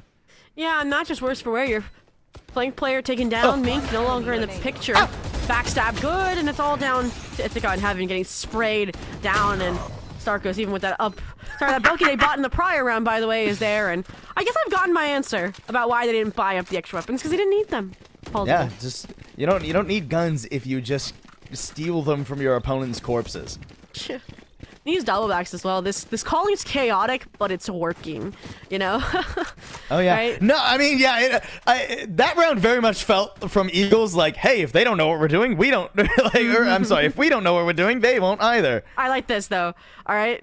Well, we've had TCK challenge long control every single time, and now Mink is gonna try and prevent it at the source. I mean, maybe a headshot with the Vandal into a dismiss, but quickly hears all the footsteps. Can't take too bold of a fight here. Good for the one. That's the evolution already shut down. Clear, I mean, available, but unfortunately, yeah, the util just floods on top of Mink, and there's not much Mink can do there. Yeah, it got nerfed, right? One bullet, it's gone. 20 HP. Yep. So it doesn't get you out of the tricky situation you were hoping to achieve over towards logs. In the meantime, though, I do like how USC's worked the rest of the map off a distraction, right? Ithaca on the flank, only Guardian in hand. Should be a quick trade back from Libby. Some shot swift, but the impact is there. And now they get to fight on site alongside Chubby, and that is how they're able to reach match point on map number 2. There we go. 12-5. Teams maybe winning their map pick blow for blow, and we're kind of set up to head to Sunset with the buy. Shaky on the side of USC, but the ults are there, right? You can pull out a Bladestorm for your jet. I do like them realizing, hey, again, this is the C-Take simulator kind of composition, so we're gonna leave a little bit more support towards that side of the map, right? Sova now accompanying Mink, but I really wanted to see the Cypher here. We haven't seen him here in a while. I really wish Skeleton was over on this side of the map. We haven't really seen a super fast A play. Empress immediately pops us again. The information will be in, but Mink going for the same off angle, gets almost the same pick. Unbelievable that that's not cleared, and Namgu this time not falling easily. Takes one down, but quickly the fellow forces are falling by the wayside. One blade left. A Vandal, very recoverable though. 2v3 certainly winnable for USC. Are Eagles gonna try and go for a slow timing here? Fake out with a chokehold. Huge neural theft. Locked into. Oh, I mean, Ithaca just has to chill. Yeah, you framed it like Ithaca for these fights basically, because that chokehold is also keeping them at bay on the flank. So I do like this regroup though, right? Trade the blade. Whoa! I don't like Skeleton over swinging that though, because now you have to reroute the plan, and now also Namgu's taking a 1-on-X situation. They fall. This will be a 1-on-1. Good for the first, and the second one keeps USC on Haven, at least for now. We said it, risky plays, and this composition requires just blind, confident heroics, and kind of what Namgu delivered there, right? Like, big picture, things could go wrong really fast, but if you're hitting the shots, it does not matter. And that's exactly what we just saw the Gamecocks do, so, you know, there we go. Another round 1, it's just one at a time, right? That's how Eagles almost did it over on Corrode. Hey, first step taken. Yeah, they broke that spell of 4 rounds as well that Egos found off of the second round Thrifty back, so they found the seesaw of this could be good. And this time, whoa! Mink changing it up. Going for the aggressive swing. This duelist buddy on the other side of the map not having so much luck, though. That should pull the rotates over to A2. And meanwhile, it's actually Eagles focusing in on the C site. Wait, did Skeleton even get spotted? Libby's not looking for it. Looking behind the box! Oh, no. At least it's traded back. Skeleton not going to be able to get out of there. 3v3 available. Eagles have a lot of what they could want. The clone lets them know that at least one more is hanging out on the C site. Here comes Hunter's Fury. Now you know who it was. Oh, lit up like a Christmas tree. There's an answer back, though. But there's no kill. Okay, finally that goes through. Mink surviving, just bodying the Hunter's Fury and find that backside kill is everything for this round, right? It looked like it was finally going to tip in the Eagles' way since it was just Yair defending the C site there. Now it's Yui, 1v3. Trying to slice the pie, but with this long-range Phantom, that's, yeah, very, very difficult. And USC, 5 rounds away from overtime. It's just counting down. 5, 4. Hey, we're still a month off from New Year's, okay? Give me the Thanksgiving puns like I did earlier. Look, USC needs some old lang syne if they have a hope of winning this series right here and right now. keep in mind, Haven was supposed to be a hard map, don't get us wrong. But Sunset is a map that USC have straight up not played during this semester of NECC. Eagles now 2 with rifles still in hand. On the middle of the map and getting rid of the garage player. That is a nice start for Eagles. Now they have options. They were gonna, I think, just force it B, but with that pick on Mink, the middle of the map is their oyster. Oh, and now with the pick on Skeleton, I mean, it might as well be their whole coral reef. Yara's gonna try and go for something bold, but is forced to go into the smoke by that recon. Oh, nice timing. And there's just nothing USC can do in this round. The ace clutch. Namgyu V5. What do you think, Joby? Winnable? I think 1. Nope, okay. TCK, of course, is the one to dispel that lie. It's a flawless way to deny the full stop comeback there. It will also send us to that map 3 of Sunset, which, again, it's been floated, right? Not necessarily banned outright by the side of USC, and we've seen, I think, crazier things on maps that you've hidden this long, and I also think, obviously, both of these teams are headed into playoffs no matter what. This is more so for seeding. So I think it is good to get that rep in now instead of when elimination or lower bracket runs could be on the line. So I'm excited to see how this is going to pan out. We chose this match, right, knowing that it was going to be a very contentious one, expecting it to be a 3-mapper. And it is delivering, right? From It's delivered. Yeah, OTs to attempted comebacks there. A little bit maybe one-sided, I should say, but... Yeah. I think if anything, USC, I hope they're not too nervous after that Haven, because it definitely felt like a much more confident pick. I feel like the role swaps for Eagles really played into the confidence there. I loved that ISO in the front, always taking the contact. Chubby Dean just always creating that space that sometimes felt a little bit more lacking back on Corrode, not because the Waylay wasn't giving it a good effort. I mean, TCK had some great entries, but it's just the Waylay just requires more assistance behind than the ISO does. The ISO just says, all right, my shield's up. I'm going to go run at him. You guys be right behind me if I die, and you'll trade me at least. So it's a little bit more of an easier game plan to execute, requires less, dotting of I's and crossing of T's to make sure your cursive comes out perfect. Well, with that, obviously, our decider then falls to Sunset. And, if it's quite sunny outside, I feel like there's also some damaging light inside that our gamers in the server should be addressing, right, coming from your electronics. So, since your eye's taking a beating out there, make sure you got Buy Blue Light. They have you covered. Their premium blue light glasses keep you sharp, focused, and ready for victory without the eye strain. Level up your game and protect your vision. Check out Buy Blue Light today. Their official eye care partner of NECC.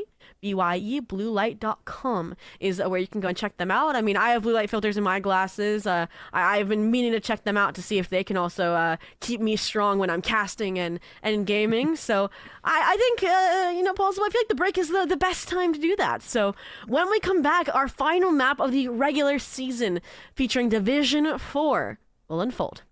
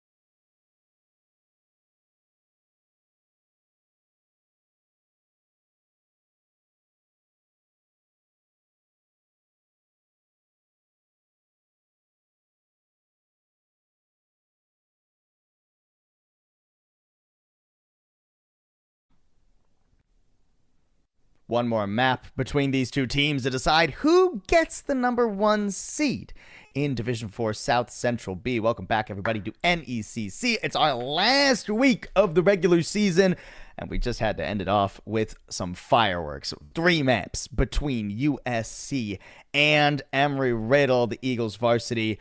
The first map, as close as it comes. Overtime, immediately out the gate. The second map, much more an Eagles story. Them flying very high over the Gamecocks, and now we head to Sunset to close this series out.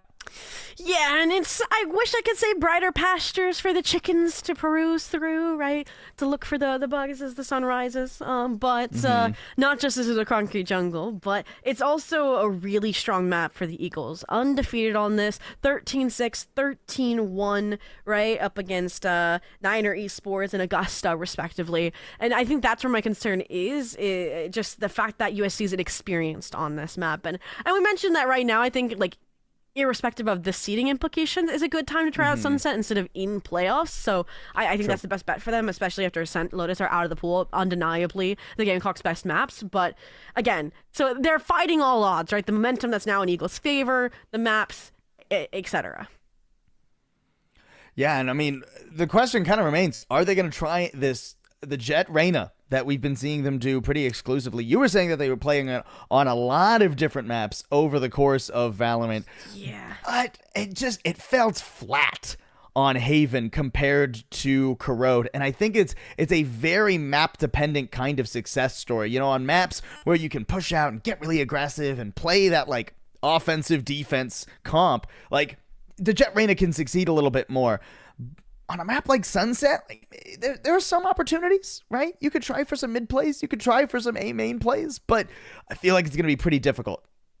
Yeah, and I think the only solution I'm looking at, like combing through all the comps they have run, is I have seen a Mink Chamber before. But nope, it is just sticking to their guns, sticking to what they know here. Again, the Jet Reyna. I think the Sova here is very important to pick up because now without a raised, right, you don't have, or a Yar, you don't have to need to get through any trap wires or the likes. But we'll have to worry about it. Because on the flip side, this is what I was waiting for. I toyed the idea with you that I said that Starkos also flexes to the Chamber now and again. And they have been running the Chamber on this map in particular.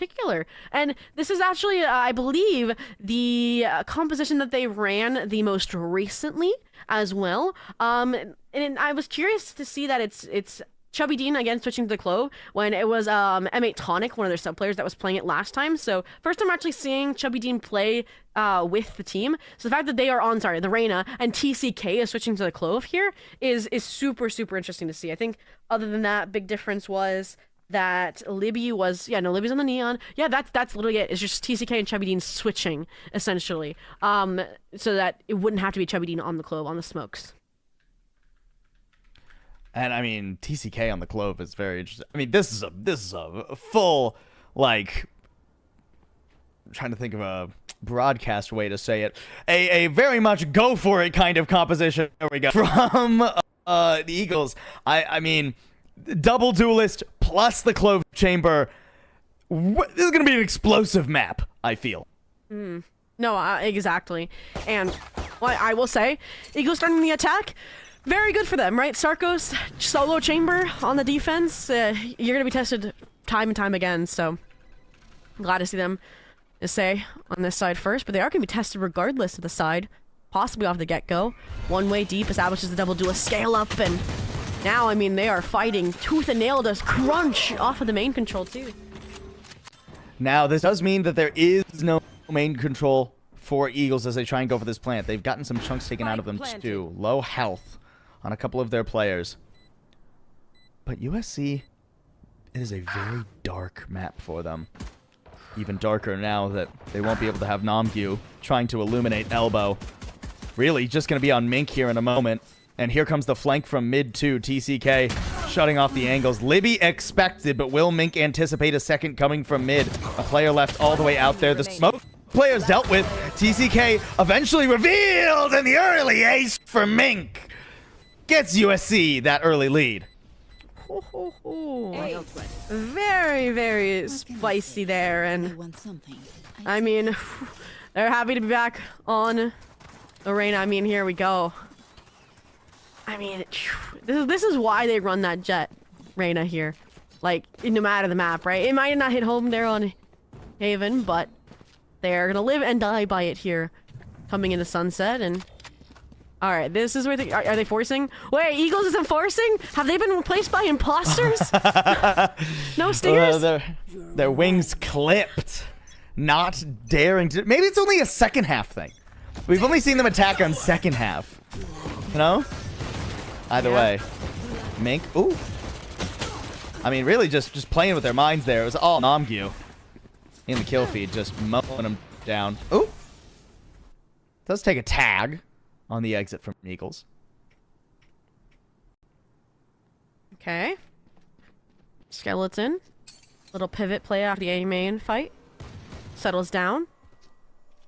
Drone reclear on mid is good to confirm at least the full rotation bottom mid, but didn't unveil Starkos, who needed to hit that shot.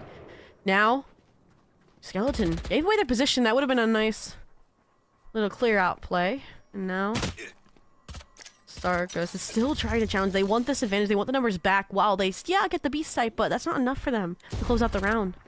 3 players showing mid, though, means that Eagles can just walk on to the B site. Skeleton will eventually get run over, but Yer falls too, and Eagles at least get a plant out of the situation.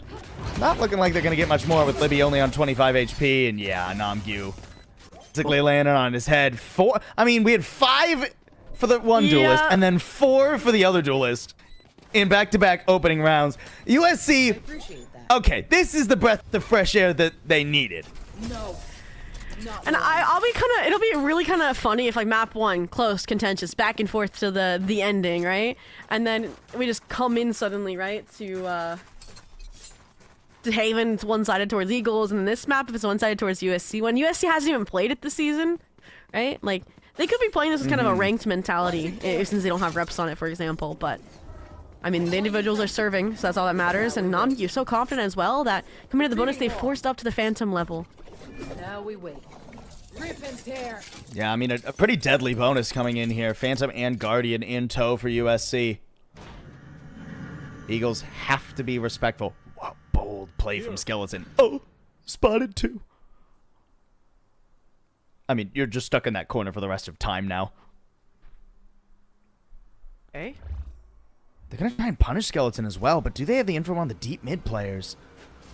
Yer and Ithaca can come to Skeleton saving. Okay, couldn't quite manage to make it work. Nice Good timing info, on the though. smoke there. Yeah, and good info as well. Even though they fall, like the entire team is now taking Boba and back site control. So yes, Chubby, Dean gets front site control, but the retaliation's imminent, immediate from Ithaca, right? Paranoia play. They're stuck boxes, they're forced back into market here, and now with less than a minute left, you feel forced to solidify your site, and you can't even do that. Dude, Ithaca is just eating with this Spectre, haunting this plant. TCK at least trying to trade it back, but now is in the very dicey corner. Gets traded out without a doubt. Starkos needs the first shot. The second player is low and manages to make it work through the wall. A bailout from Starkos, but still a costly round.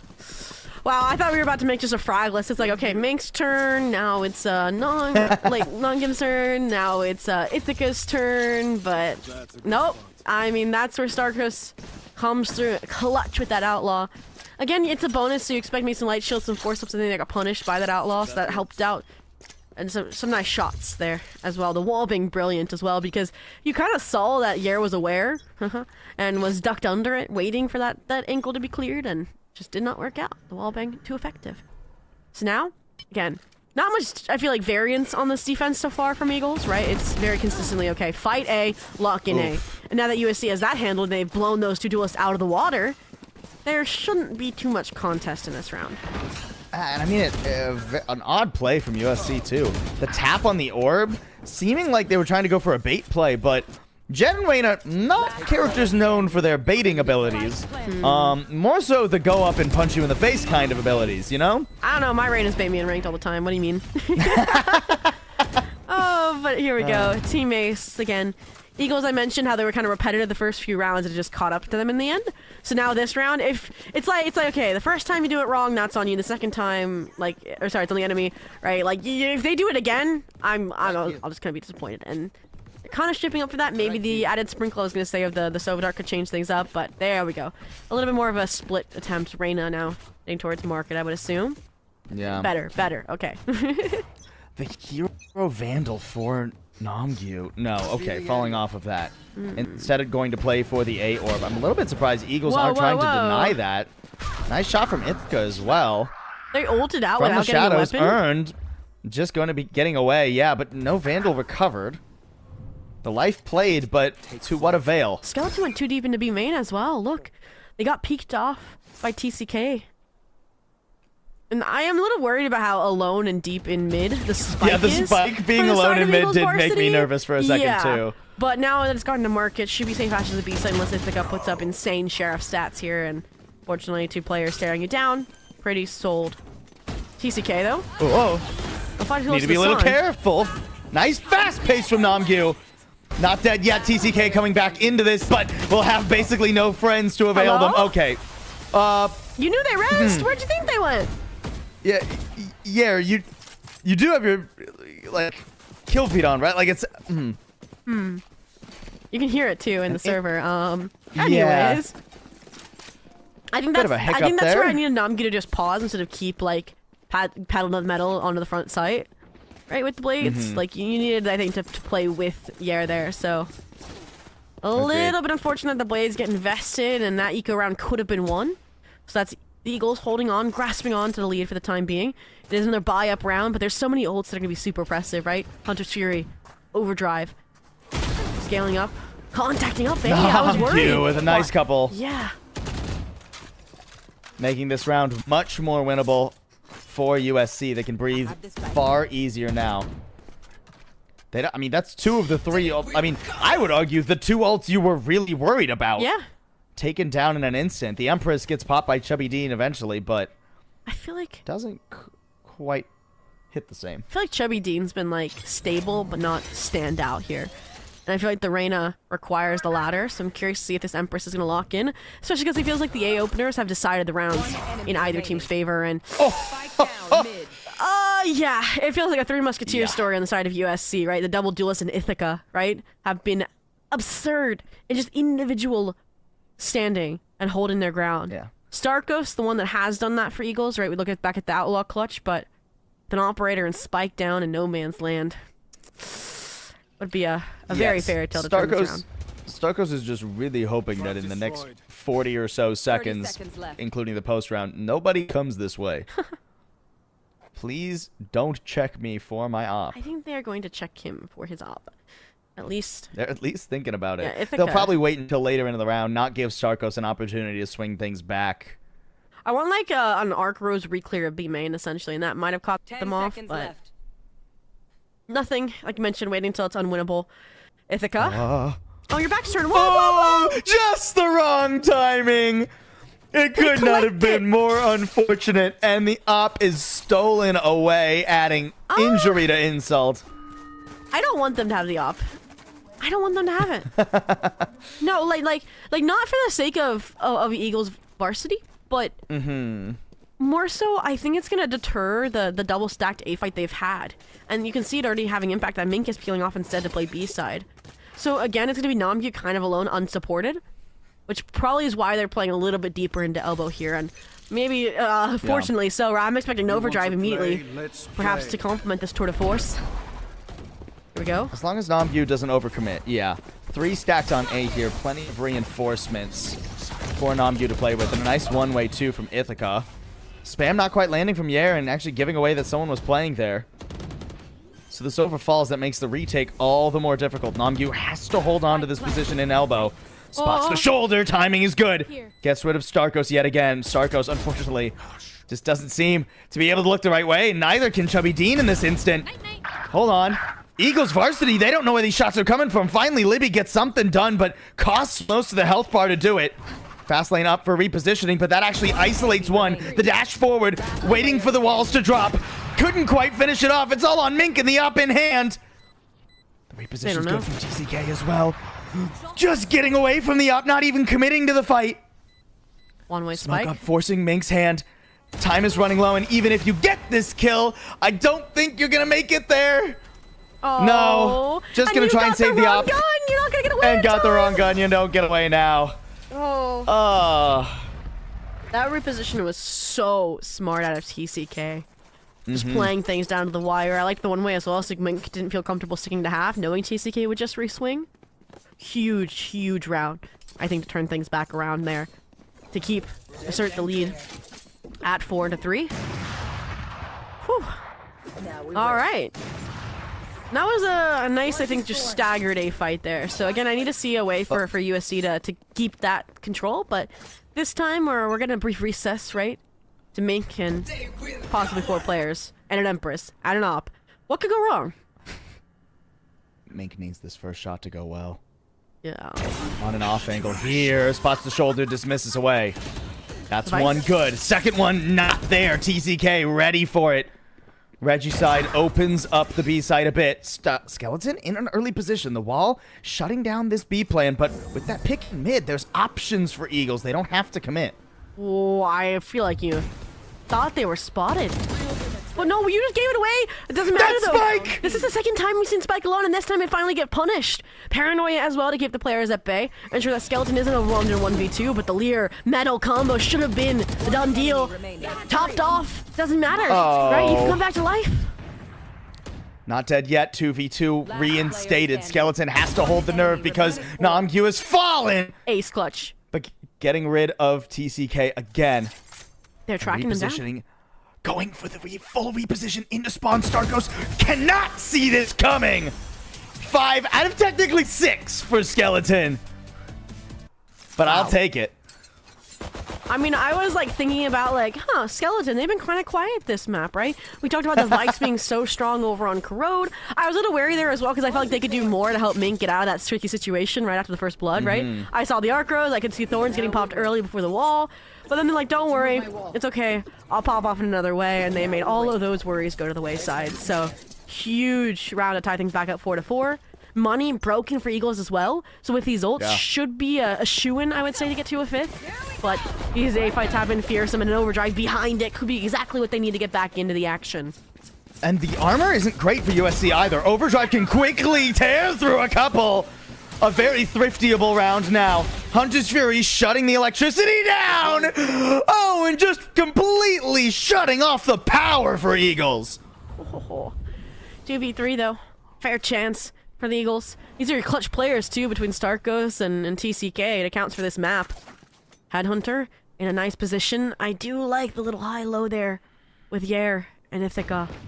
They need that tipping point. They don't want to plant just yet, especially with the Steel Garden in the mix. And that's exactly what Starkos has found. Nice couple of shots there by Starkos. But rifles are still so far away. You need to compound those shots with even more. And Ithaca walks out into the Headhunter. Now Starkos can hold room for the plant. That's a bold gamble as well, that the Sova wasn't coming through elbow. No weapons, though, collected. Aside, I should say, for Starkos, right? TCK does. With a Stinger in hand, I think that was, I heard. Stinger, I mean, at least something. Playing the close angle, too. Putting for the yourself in a wrap. favorable fight. Going for the half stick here would be mad. Yair trying to take the They're fight with distracting. TCK, but here comes the flank. Starkos perfectly timed. 4 just not enough. Yair needed the full ace. I think I said it a few rounds back, right? That's the dynamic duo, right, between Starkos and TCK, and they just proved it finally a little bit later in that round. Again, one that I said should have been a shoo-in, right, for the Gamecocks, but don't really have an opportunity to invest the ults. Get pieced apart by very creative repositions and trade distraction plays on the side of the Eagles. And, I mean, 12-9, 10-5. They are trying to get their team through, and they finally cooled off as well that trio that we were highlighting on USC's side. So, how do you re-energize the trio? A little 3-4 strong quad push down A main. But They can peel the off. Blade Storm do as much damage as the Overdrive did? It's much higher skill, much more harder to make work. Skeleton just completely getting caught, trying to reposition, but there's no time for it. Nice start, but Yui shuts that down quickly afterwards, and there's just no gas in the tank right now for USC.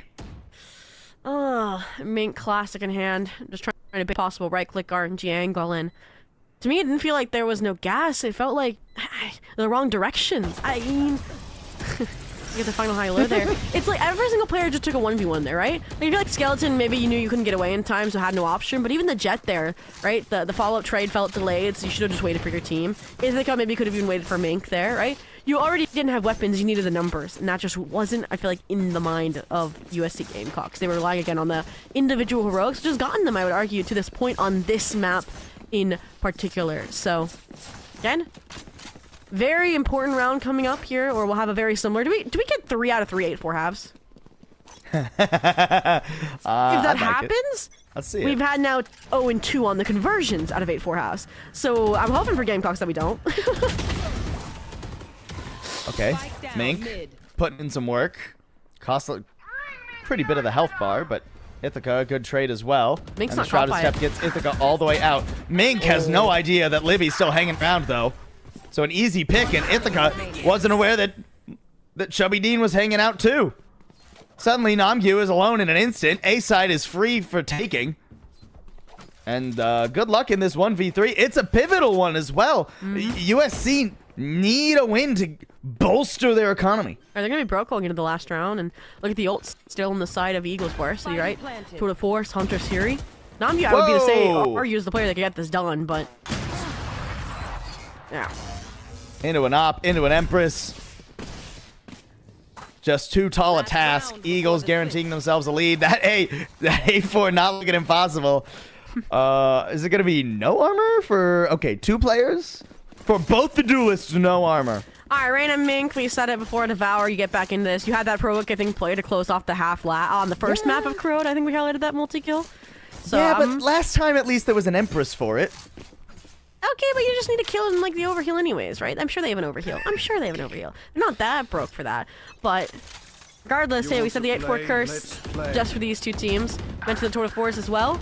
The mid-fight pieced apart from the get-go again. Most of these rounds are decided within the first 10 seconds, it feels like. Plausible. And Ithaca solo just has to shut the door and try to get out of dodge. At least trades out. Keeps USC some chances.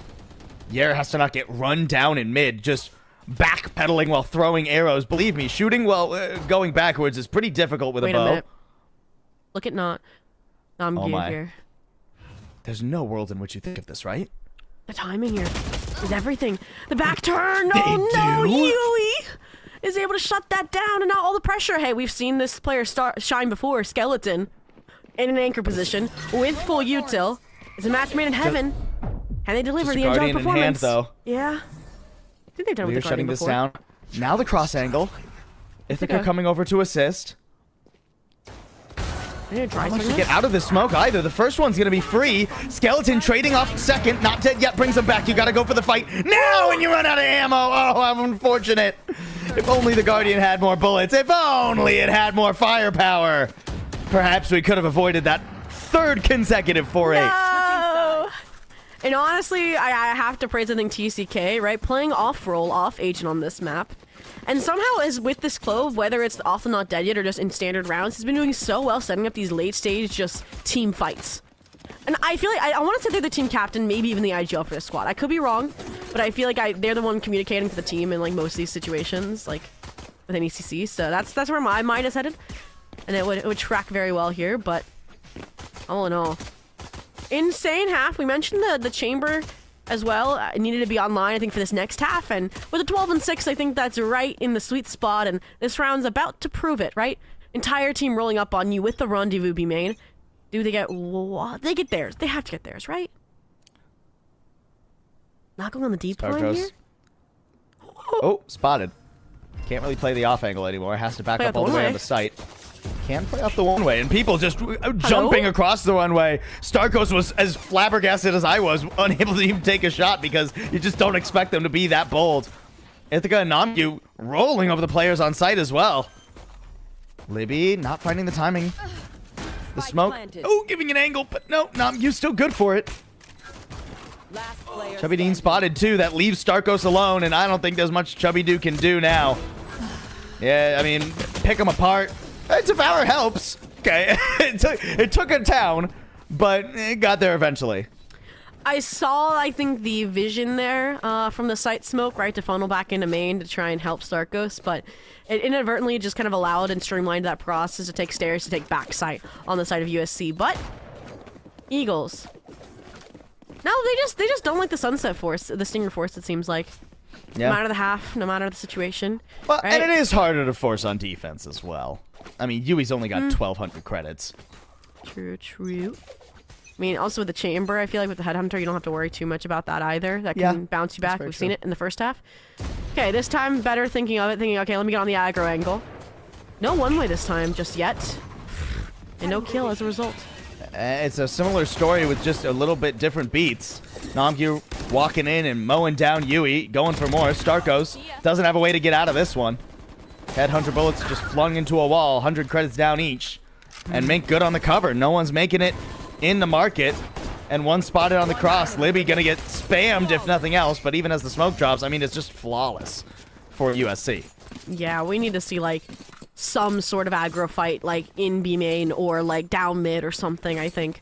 Because I was expecting just Gamecocks to keep going B until it no longer worked, but little switch up as you maybe would expect Eagles to address that side of the map. Buys coming out as well. Obviously, the Outlaw and the 90 light shield purchases, but they've kind of handled that for the most part here. Finally get to see their double duels with the Neon and the Reyna tested. Let's see how you do, Libby and Chubby Dean. Chubby Dean Whoa, charging so far forward. out. Good for one, and even dismisses away. Hello. Also, Libby on the angle, sneaking out or trying to. Doesn't quite make out with that catch. They're trying to move. You'll be trading back too. I mean, a bloodbath in the first 15 seconds of the round. That's been the story of Sunset at this point. Drone, re-clear for some of these main angles. Players tucked away at elbow, gonna go unspotted. CTCK wrap back through spawn. I think they want to get to elbow is the goal.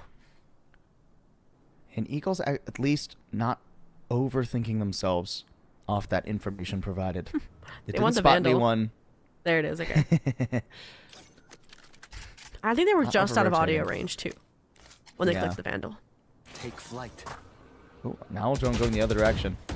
That spots Yui. Yui is in a They're vulnerable alone. position, out in the open. Two players could swing him. That one way's late. It's not going to assist. You have to get there with your body. Good angle. Yui on the angle, but no, gets shut down. A nice pair there from Yaren Skeleton. And Starkos left alone to try and clutch this round. Not quite sure either what the shield situation looks like. May not be a one and Skeleton done. will be one shot. Yeah, the only player though. And they don't want to take that fight, right? Very different ideologies, right? Don't take the fight unless you have to. Don't take the one unless you have to. Just buy down the timer, right? Starkos has to be the one to make the move, and now it's a minefield of thorns. Didn't break the That's second just first. annoying. There is a second. I mean, time surely here, if nothing else, will wither away. At least good for the one off the body shot, but Phantom. takes both bullets. Got to go for an upgrade, and you just don't have the didn't. time. Need the classic. Need the right click to Hello? land. There, but not in time. The defuse will not hit. At least you took all their guns. It was a bonus, Paul. What do you mean? At least I took all the guns. But now they can't double bonus. What do you mean? Eagles are the ones that like to double bonus. True. Anyways, True. with that, I mean, Bucky and the Neon's a great combination. You still have the Hunt Hunters, great combination. Chubby the Enforcing of the Spectre. Again, with this composition, I have hope that any Thrifty can be achievable. Yeah. But, I mean, hey, I think this is the most successful attempt at an 8-4 comeback we've seen so far. USC Gamecocks going back to the B site. I mentioned how I needed a solve for this side of the map, and we finally have a switch up out of Starkos here. Little bait, I'd say, off of the door closed because you can rendezvous back regardless here. I want to see them push all the way through to the flank, though, with teammates.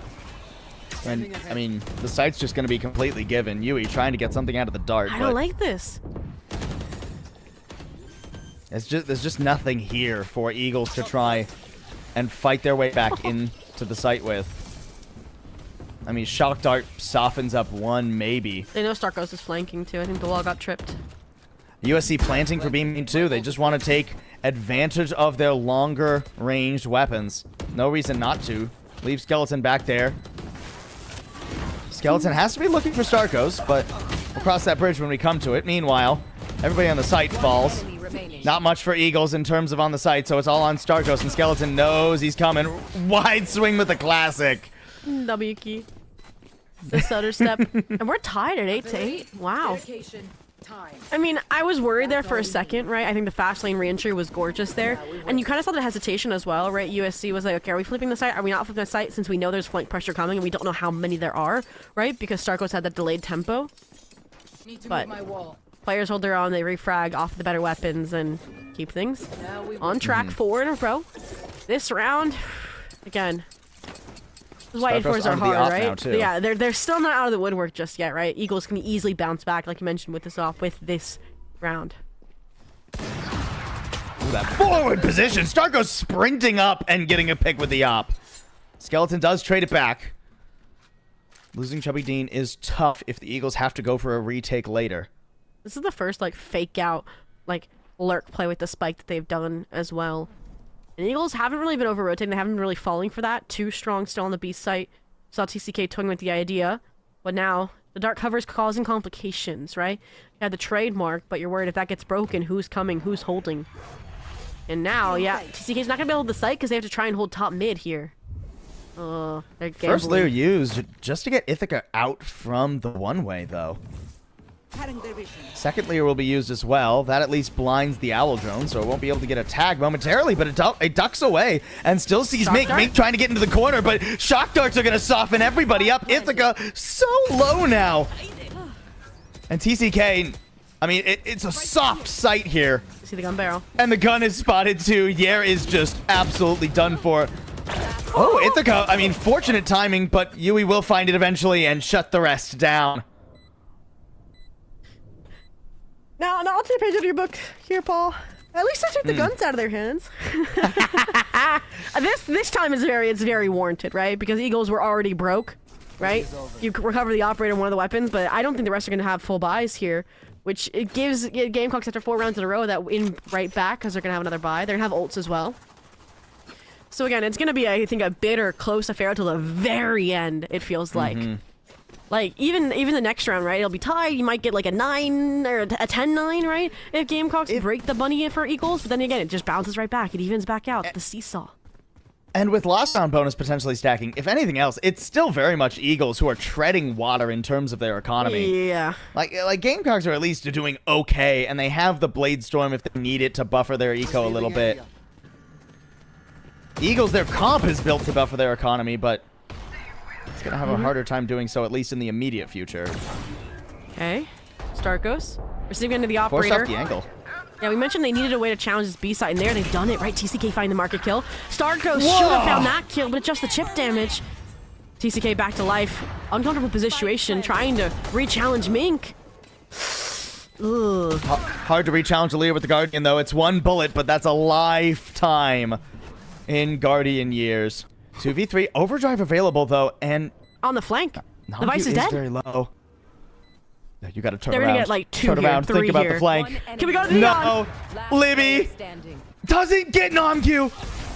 It's all down to the up. The shock dart nearly getting him, but it hits the wall. Nice shot, Namgu, to hold the line at 9-9. Ooh, that was a very dicey round. Oh my, oh my. And I think we might have a little tech pause DC coming in. And I was like, why are we missing the neon kills? But that's why, it's because of the DC. Oh man. Oh, I mean, I thought that for sure got the round for Eagles varsity. But we mentioned it, that breaks the bank. That gives Gamecocks now a way to get to double digits and the ults if you win the round. Finally, the mid flight goes the way of Starkos, goes the way of of the Eagles. I think I try and trade that back to commit to it. I like this Doesn't switch know up too, having the who else trademark could be as the missed. slowdown on the B choke. Yeah, this site has been a problem. That shift will assist in that. The trademark will be spotted, so Namyu going to step up and just break that immediately. Whoa, both duelists trying to do it. TCK, there was an opportunity for TCK to do something nasty, but unfortunately, I mean, just doesn't have the firepower simply. Well, we can see them finally picking up on the tendencies from USC to fight forward here.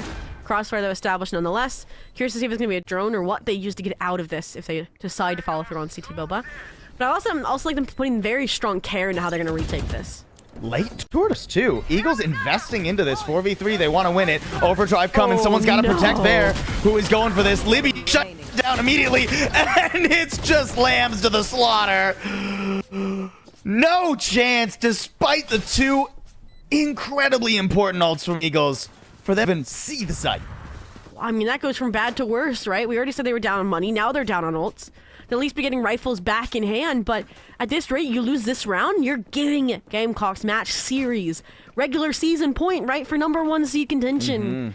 And the fact that Gamecocks shut down the entire retake attempt with a singular ultimate when they've had this bingo board blackout ready means they have 4 ults to put into breaking the bank once again for Eagles varsity. And USC, they're switching it up too, just in time. The B site is heavy with Eagles players, but A, not so much. Chubby Dean just absconding, getting all the way out, not wanting to deal with the Steel Garden. That clears out space. USC can just charge forward. Oh, wait a minute. You were holding down the updraft. You knew. I think the updraft was heard. Yeah, they know for sure. How did they Nomgu clear in it some though? trouble.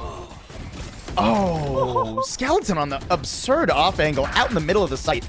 Good for one, and Mink trades two. Now the entry basically disposed of. It's all on Chubby Dean, who's doing a good job with the leer, but Yer shuts it down. Yer bisected though, and a nice flick from Yui. Keeping Eagles in contention, double digits for both teams. Whew. You said it was important they played it as thus, and I went from thinking like, oh wow, Gamecocks only invest 1 ult to turn things around, great. This round I felt like they under-invested just a little bit, right? I wanted to see that Empress maybe a From the Shadows play to backstab, disrupt that retake, because as soon as you saw that site was vacated, that no one was fighting, you have to know they were playing for the retake game. And last round they used the Hunter's Fury perfectly to run interference. This round there was none of that. And we mentioned how, okay, there was 6 out of the last 8 rounds won by USC. Somehow, coming into the 21st round, it's Ramshackle. There's nothing. So you are going to have to lean into the Bladestorm, I would hope, ideally, at a minimum. Yeah, for sure. Bladestorm already popped out. the Empress, too. Recon Dart, I mean, that's 2 guns that would have been heard. So you can already see Libby bolting across the map to try and go for the rotate. But it's a slow pace from USC. No one committing. And passive angles from Eagles. They get this kill though, and Chubby Dean, Bulldog handed over to the cause. Sight falls within. Playing a disadvantaged retake. I think that's the game plan here. Aldron breaks the one-way too. Opens up the site. Hunter's Fury thrown out. A couple of tags, but nothing decisive. Yeah, not much denial force. I do like this as well. Omen crosses back over, not much challenge. But speaking of challenge. Whoa! Ugh. Skeleton's so forward there. Yui and Chubby Dean punishing. I mean, it has to be Namgyu. Goes for it. Oh, found the timing, but couldn't find the shot. Ithaca shutting it down suddenly, a 1v1. Paranoia still on mine, too. Plenty of time for Starkos. Paranoia thrown out Misses. too early. And Starkos holding the perfect line. Eagles with reclaim the lead they had going into this half. Oh, that A4 curse is rearing its head right now in this series that none have resulted in a comeback. I mean, that round. I mean, again, it was a half-baked EQ attempt, right, in the money department, but the follow-through was so strong, and as well as that, I mean, is this the first one of the series? This is the first time out of the series at 10 to 11 on map 3. Ithaca calls a timeout. Take a breath. Take a breather. Yeah, you need it. It's for #1 seed. And I will say, another player I would really like to shout out here is Yui on Eagles varsity. The last 2 rounds, again, the very important swing rounds, they've been getting highly impactful multi-frags, right? On the retake, on just stopping them from pushing forward, or just getting trades off their duelists. And then to set these key players up for clutch moments like Starkos in the last, so... Gamecocks, what are you doing coming into this round? I feel like their attack in these last few attempts has been very just death ball approaches, and now, right, Eagles is just getting out of the way, right? They're flying the nest and then coming back home later with a plan. And the post-plant positionings have been tough for USC. Yes, they get the A site, full 5v5 every single time, but it feels like it's always 4 to 5 players on that site, and Eagles' util is so good that they explode back out. And USC aren't quite ready to handle it. There's not multiple layers to this post-plant for USC, because it's hard to do that with this comp. I maybe want to see the Vice, and it's not getting as aggressive. Maybe play the Thorn, play the wall on site instead of the flank. Yeah. Something of that variety. That's the only thing I can think of, but instead the idea is fake presence, have a lurk developed, and unfortunately your lurk player has been taken out. Operator shot, rendezvous away, and you're already down a player. Ithaca trying to fill that role, but it is an eco. Difficult to imagine that Ithaca would find much of anything here. I mean, it was about to walk out into the op, I think. Oh, okay, sidestepped it. That was a choice as well, right? Go for 2 half buys so you have a strong possible map point buy up against Eagles. Okay. They're gonna get A again. Likely. Chubby. I was gonna say, toying with the idea of giving it away. I think Spots Empress. one player up too. Knows There that it is. Namgyu has no assistance. Is just gonna go for a reswing here. Shock dart. At least buying some time. Namgyu clearing out the smoke too, but can't afford to play too far forward. Has only available rifle. Needs to be trading out. This is Bull from Ithaca. Recon Whoa, trying to set it both up. sheriffs on the same angle, but that wall is too thick to be wall penned. You have to hit the headshots. You're good for a couple, but it's all on Ithaca. Suddenly, there's too many bodies, and he gets overwhelmed. Wow. I think Chubby Dean has had this Bulldog for the last, like, 3 rounds at least. And has been doing better numbers than I think they have this entire series. There we go. Switch to the Finally gets a Phantom. rifle. No, they don't. No. if USC wins the next round, I'm saying it's because they picked up a Phantom. Remind me, okay, if that happens. I'll remind you. I'll remind you. Oh my gosh. But it might not. Eagles are just 1 round away from claiming an undefeated season. Wow. I mean, 2 double digits game, 1 overtime. This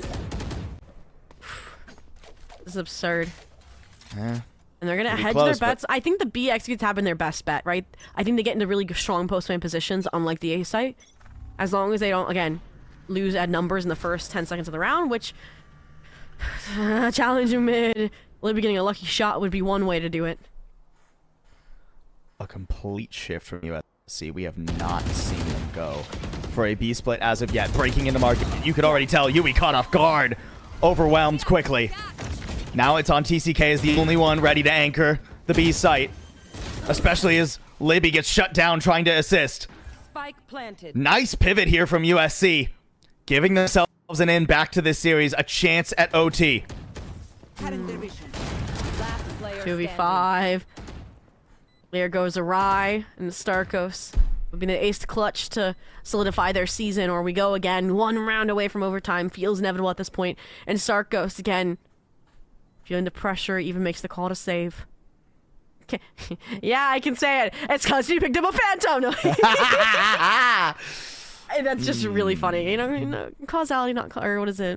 Coincidence, not causation. Correlation, Yeah, not correlation, causation. Yeah. Yeah. Surely. But all in all, little hunting party going. I'm not sure they had the money in my mind, I think, to go for that. And I don't think the operator had a striking, I would feel like, impact here as well, like a defense definer by any means. So, just let it go. This is a statement. Yui?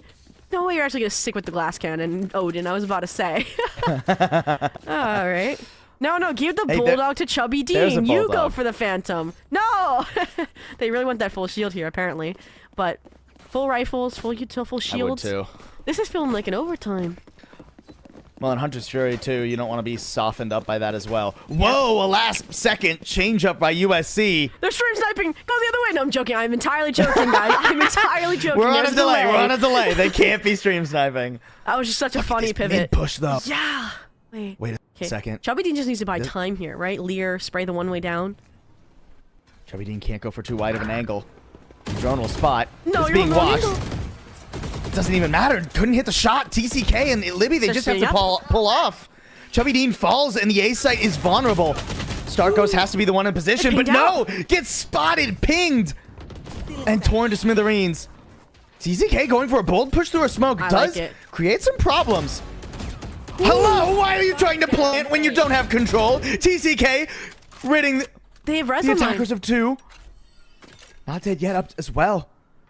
I like to slow Even down. go for a fight. Wants to slow down a little bit because Libby is in position. Elbow is going to be the make or break. TCK gonna get caught on a timing, but not dead yet. Brings them back into the fight. No, the problem is they gets popped immediately, and there's no chance for you to play off your teammate. Libby trying to catch up, but he's so slow with the gun and the knife and this crawling on the heels of USC. Okay, Libby, absent for the last few weeks from any CC matches with Eagle Varsity. Now the one that can solidify their undefeated season here with this 1v2. But Empress popped. Full util to work with, but not the HP. It's such a safe position here, too. You can piece off the jet, maybe. It's just more of a question if they There's clear the only corner one- stairs. There's only one angle where you won't be watched, and Libby is going straight into Namgyum. Namgyu's got it. Overtime again. The series ends how it begins. Switching sides. Overtime. And if that's the case, then the 8-4 curse would fever Eagles Varsity here. Oh But- my. Honestly, it feels like the money management is what's, I think, lent to these comebacks as well. And that gets thrown out the window in overtime, too. So, get your pick of the litter. Skeleton even going for an Odin, uncharacteristically so. Curious to see how that'll fare. Solo holding the B site, mind you, because it's a 3-strong stack A. Sova left defend for top mid control, perhaps. Or maybe have a little swap schedule with the Omen. In the meantime, Eagles Varsity. Trying to remember how their first half would go. I feel like they also had fairly strong B execs, right? Skeleton wasn't able to anchor Yeah. as strongly as we were hoping for, but mid. It's going to be that mid play again. Eagles used early on their attack. The door will get shut early. Libby not going for the pace where you can slide under the door as it closes. Instead, trying to blow open the middle of the map. Gets rid of the owl drone, but slowed by it, so won't be able to pivot over and put pressure on A. Instead, doubling back towards B. Skeleton retake. getting in position. The Odin here can deal some damage. Got to be careful with the angles you choose, though. And yeah, just has no idea if someone might be coming from the other way. Still takes a breather to get rid of Chubby Dean when Namgyu crosses, though. Player advantage and a quick retake. A flood retake interrupting the plant. Libby holding back sight well, but down to 17 HP. Just barely sneaks out. Silence. Eye of the storm. 3v3. Nice timing from TCK, but it'll get answered back. Ithaca can't afford to wait. Spots the rifle, but can't hit the shot. Libby steps out wide, and Fair only has 17 HP in an There's Odin. overdrive online, too. So now you're waiting out Overdrive? that because you know How one could- shot. And, it's all And there's no over. time to wait. You have to go. At least good for one, but cannot finish the job. Eagles with the OT lead. All right, and salutes up for a moment. We must commemorate our fallen teammate of Namgyu. Or sorry, I think it was I'm lying, guys. No, it was Starkos who sacrificed their life on stairs, the bait to conceal Libby in a backside position, and that was a tipping point on the round, right? If Libby is not there, if Libby gets cleared, it's just you get all that backside control for free. The Odin gets sprayed down on B main, and that round goes so differently. All right, so huge wins there on that post plant hold here. Side swap now. 1 round away from an undefeated season. Starko's going for it. At least trades. Despite the leer, despite the effort thrown his direction. Middle of the map still goes over to USC, though. Oh, the timing Skeleton on in the a smoke. D position timing. Oh, but he's going to get flushed out by the leer. Trades as well. Leers not quite able to create those openings. Mink shutting down TCK, though.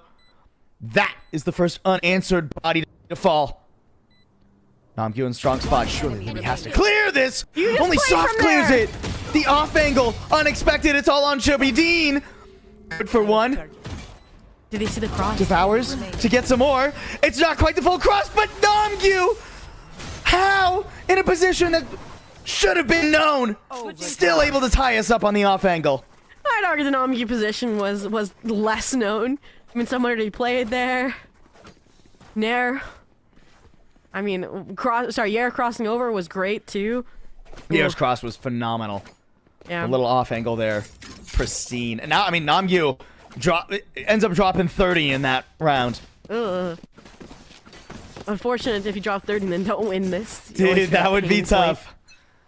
And again, But this is USC crazy have a that chance this is now. proceeding. We could have a rematch in playoffs, which I am Very hoping true. for. Like, I'm gonna have to see that. But for now, we talked about how I feel like in overtime we haven't seen this, just the all-out brawls for A main. Especially we haven't seen that from, I feel like, the Gamecocks, right? That was their character staple, right?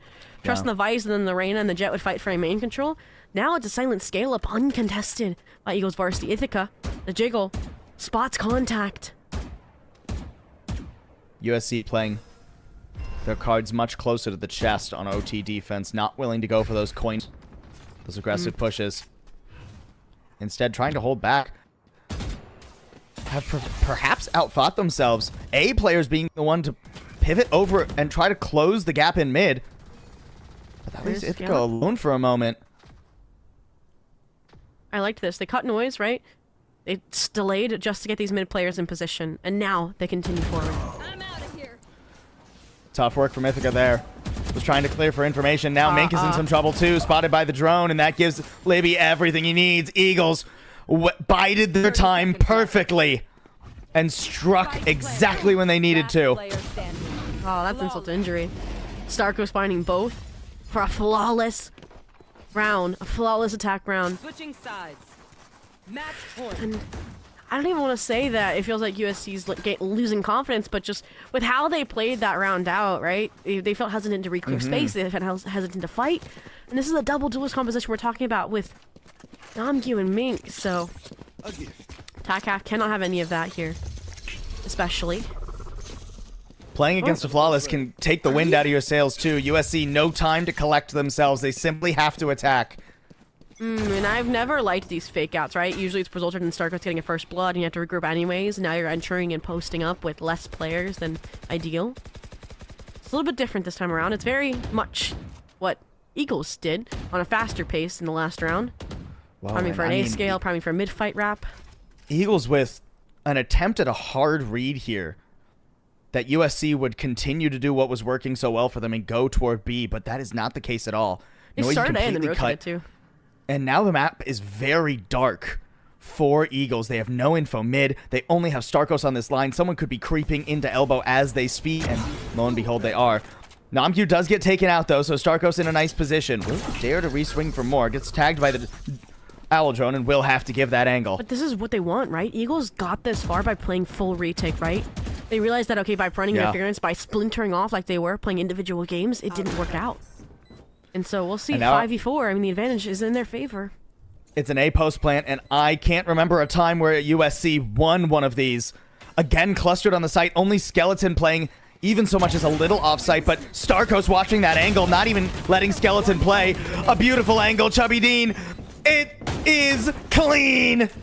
Eagles varsity refusing to go down. Another fake come. Hey, we end how we begin, but the fake comeback this time was USC shutting it down in OT. 13-15 on our final map of Sunset. These are certainly the two top teams in the group if I had to put some money on it. But standing even more so atop, flying high above the rest, is Emery Riddle, the Eagles, soaring over the chickens in this state. I think that's pretty fitting. There's a reason why one is flightless, I guess. And we just settled that debate here. Pseudo-flightless. Oh, and I mean, taking a look at the stats, I mean, Starkos 5 first bloods, Libby 6. So literally, like I said, like so many of these rounds were decided within the first 10 seconds, no matter the half. And that's like when we got to those late stages where the comeback was happening, where they clawed their way to OT and in OT, that they kind of drifted away from that and found their mentality, their rhythms, more so in Eagles playing retake instead. So worked out in their favor. Well done. And all I can say is 9-3 is the curse for coming into a comeback. I feel like 8-4 is like, you can't make that comeback even when you think you can. Well, and I mean, hey, the good news for USC is, yes, unfortunately, you're not going to be able to contend for the first seed, but you're still well in position to make playoffs. You'll get a run back potentially in the playoffs to try and take down the Eagles where it matters. And now, like you were talking about, they get a little sense about, so a little bit more reps on that map that will absolutely probably be needed to pay. And I thought they did a phenomenal job. I thought the composition did far more there than I anticipated. Again, those early fights really leaning in their favor a lot of the time. Yeah, and I have the utmost respect as well to a team that sticks to what they're confident in, what their abilities are, right? And being in this high of a division as well, in Division 4, I feel like that's when it starts to not work that way, right, in competition, right? Where you see teams leaning into some more standard metas, etc. So I did really like that, and I'm excited to see how deep of a run they will make in playoffs. But like we said, Plausible, that was our final broadcast for the regular season. It will be playoffs essential as we start winding down the NECC fall semester. Obviously, this is not the only game title. I don't have my full list of mappings of days of the week, but I know we have Marvel Tomorrow's Rivals. Marvel Rivals. That's all I know, yeah. That's about what I was saying, too. We've got, obviously, Rocket League, and I think it's Wednesday plethora. Rocket League, Thursday CS, Friday Overwatch. No, League is Thursday. Either way, we have tons of go check it action out here. on socials, right? That's exactly what you do. We have an amazing socials team that keeps you live up to date with schedules. They usually tweet out the teams that are competing every evening. So make sure to go check that out as well. And one last thank you as well to our sponsors, Buy Blue Light and Wenzel's Meat Sticks as well, for setting up gamers that are hungry and maybe on their electronics too much that it can cause headaches. So all that to say, check them out. Check out Plausible and I, who have been your casters this evening. And shout out as well to our back end there. We had Shivam and Reached on the buttons in the background observing and producing. So much love to them. And Plausible, anything else you'd like to add?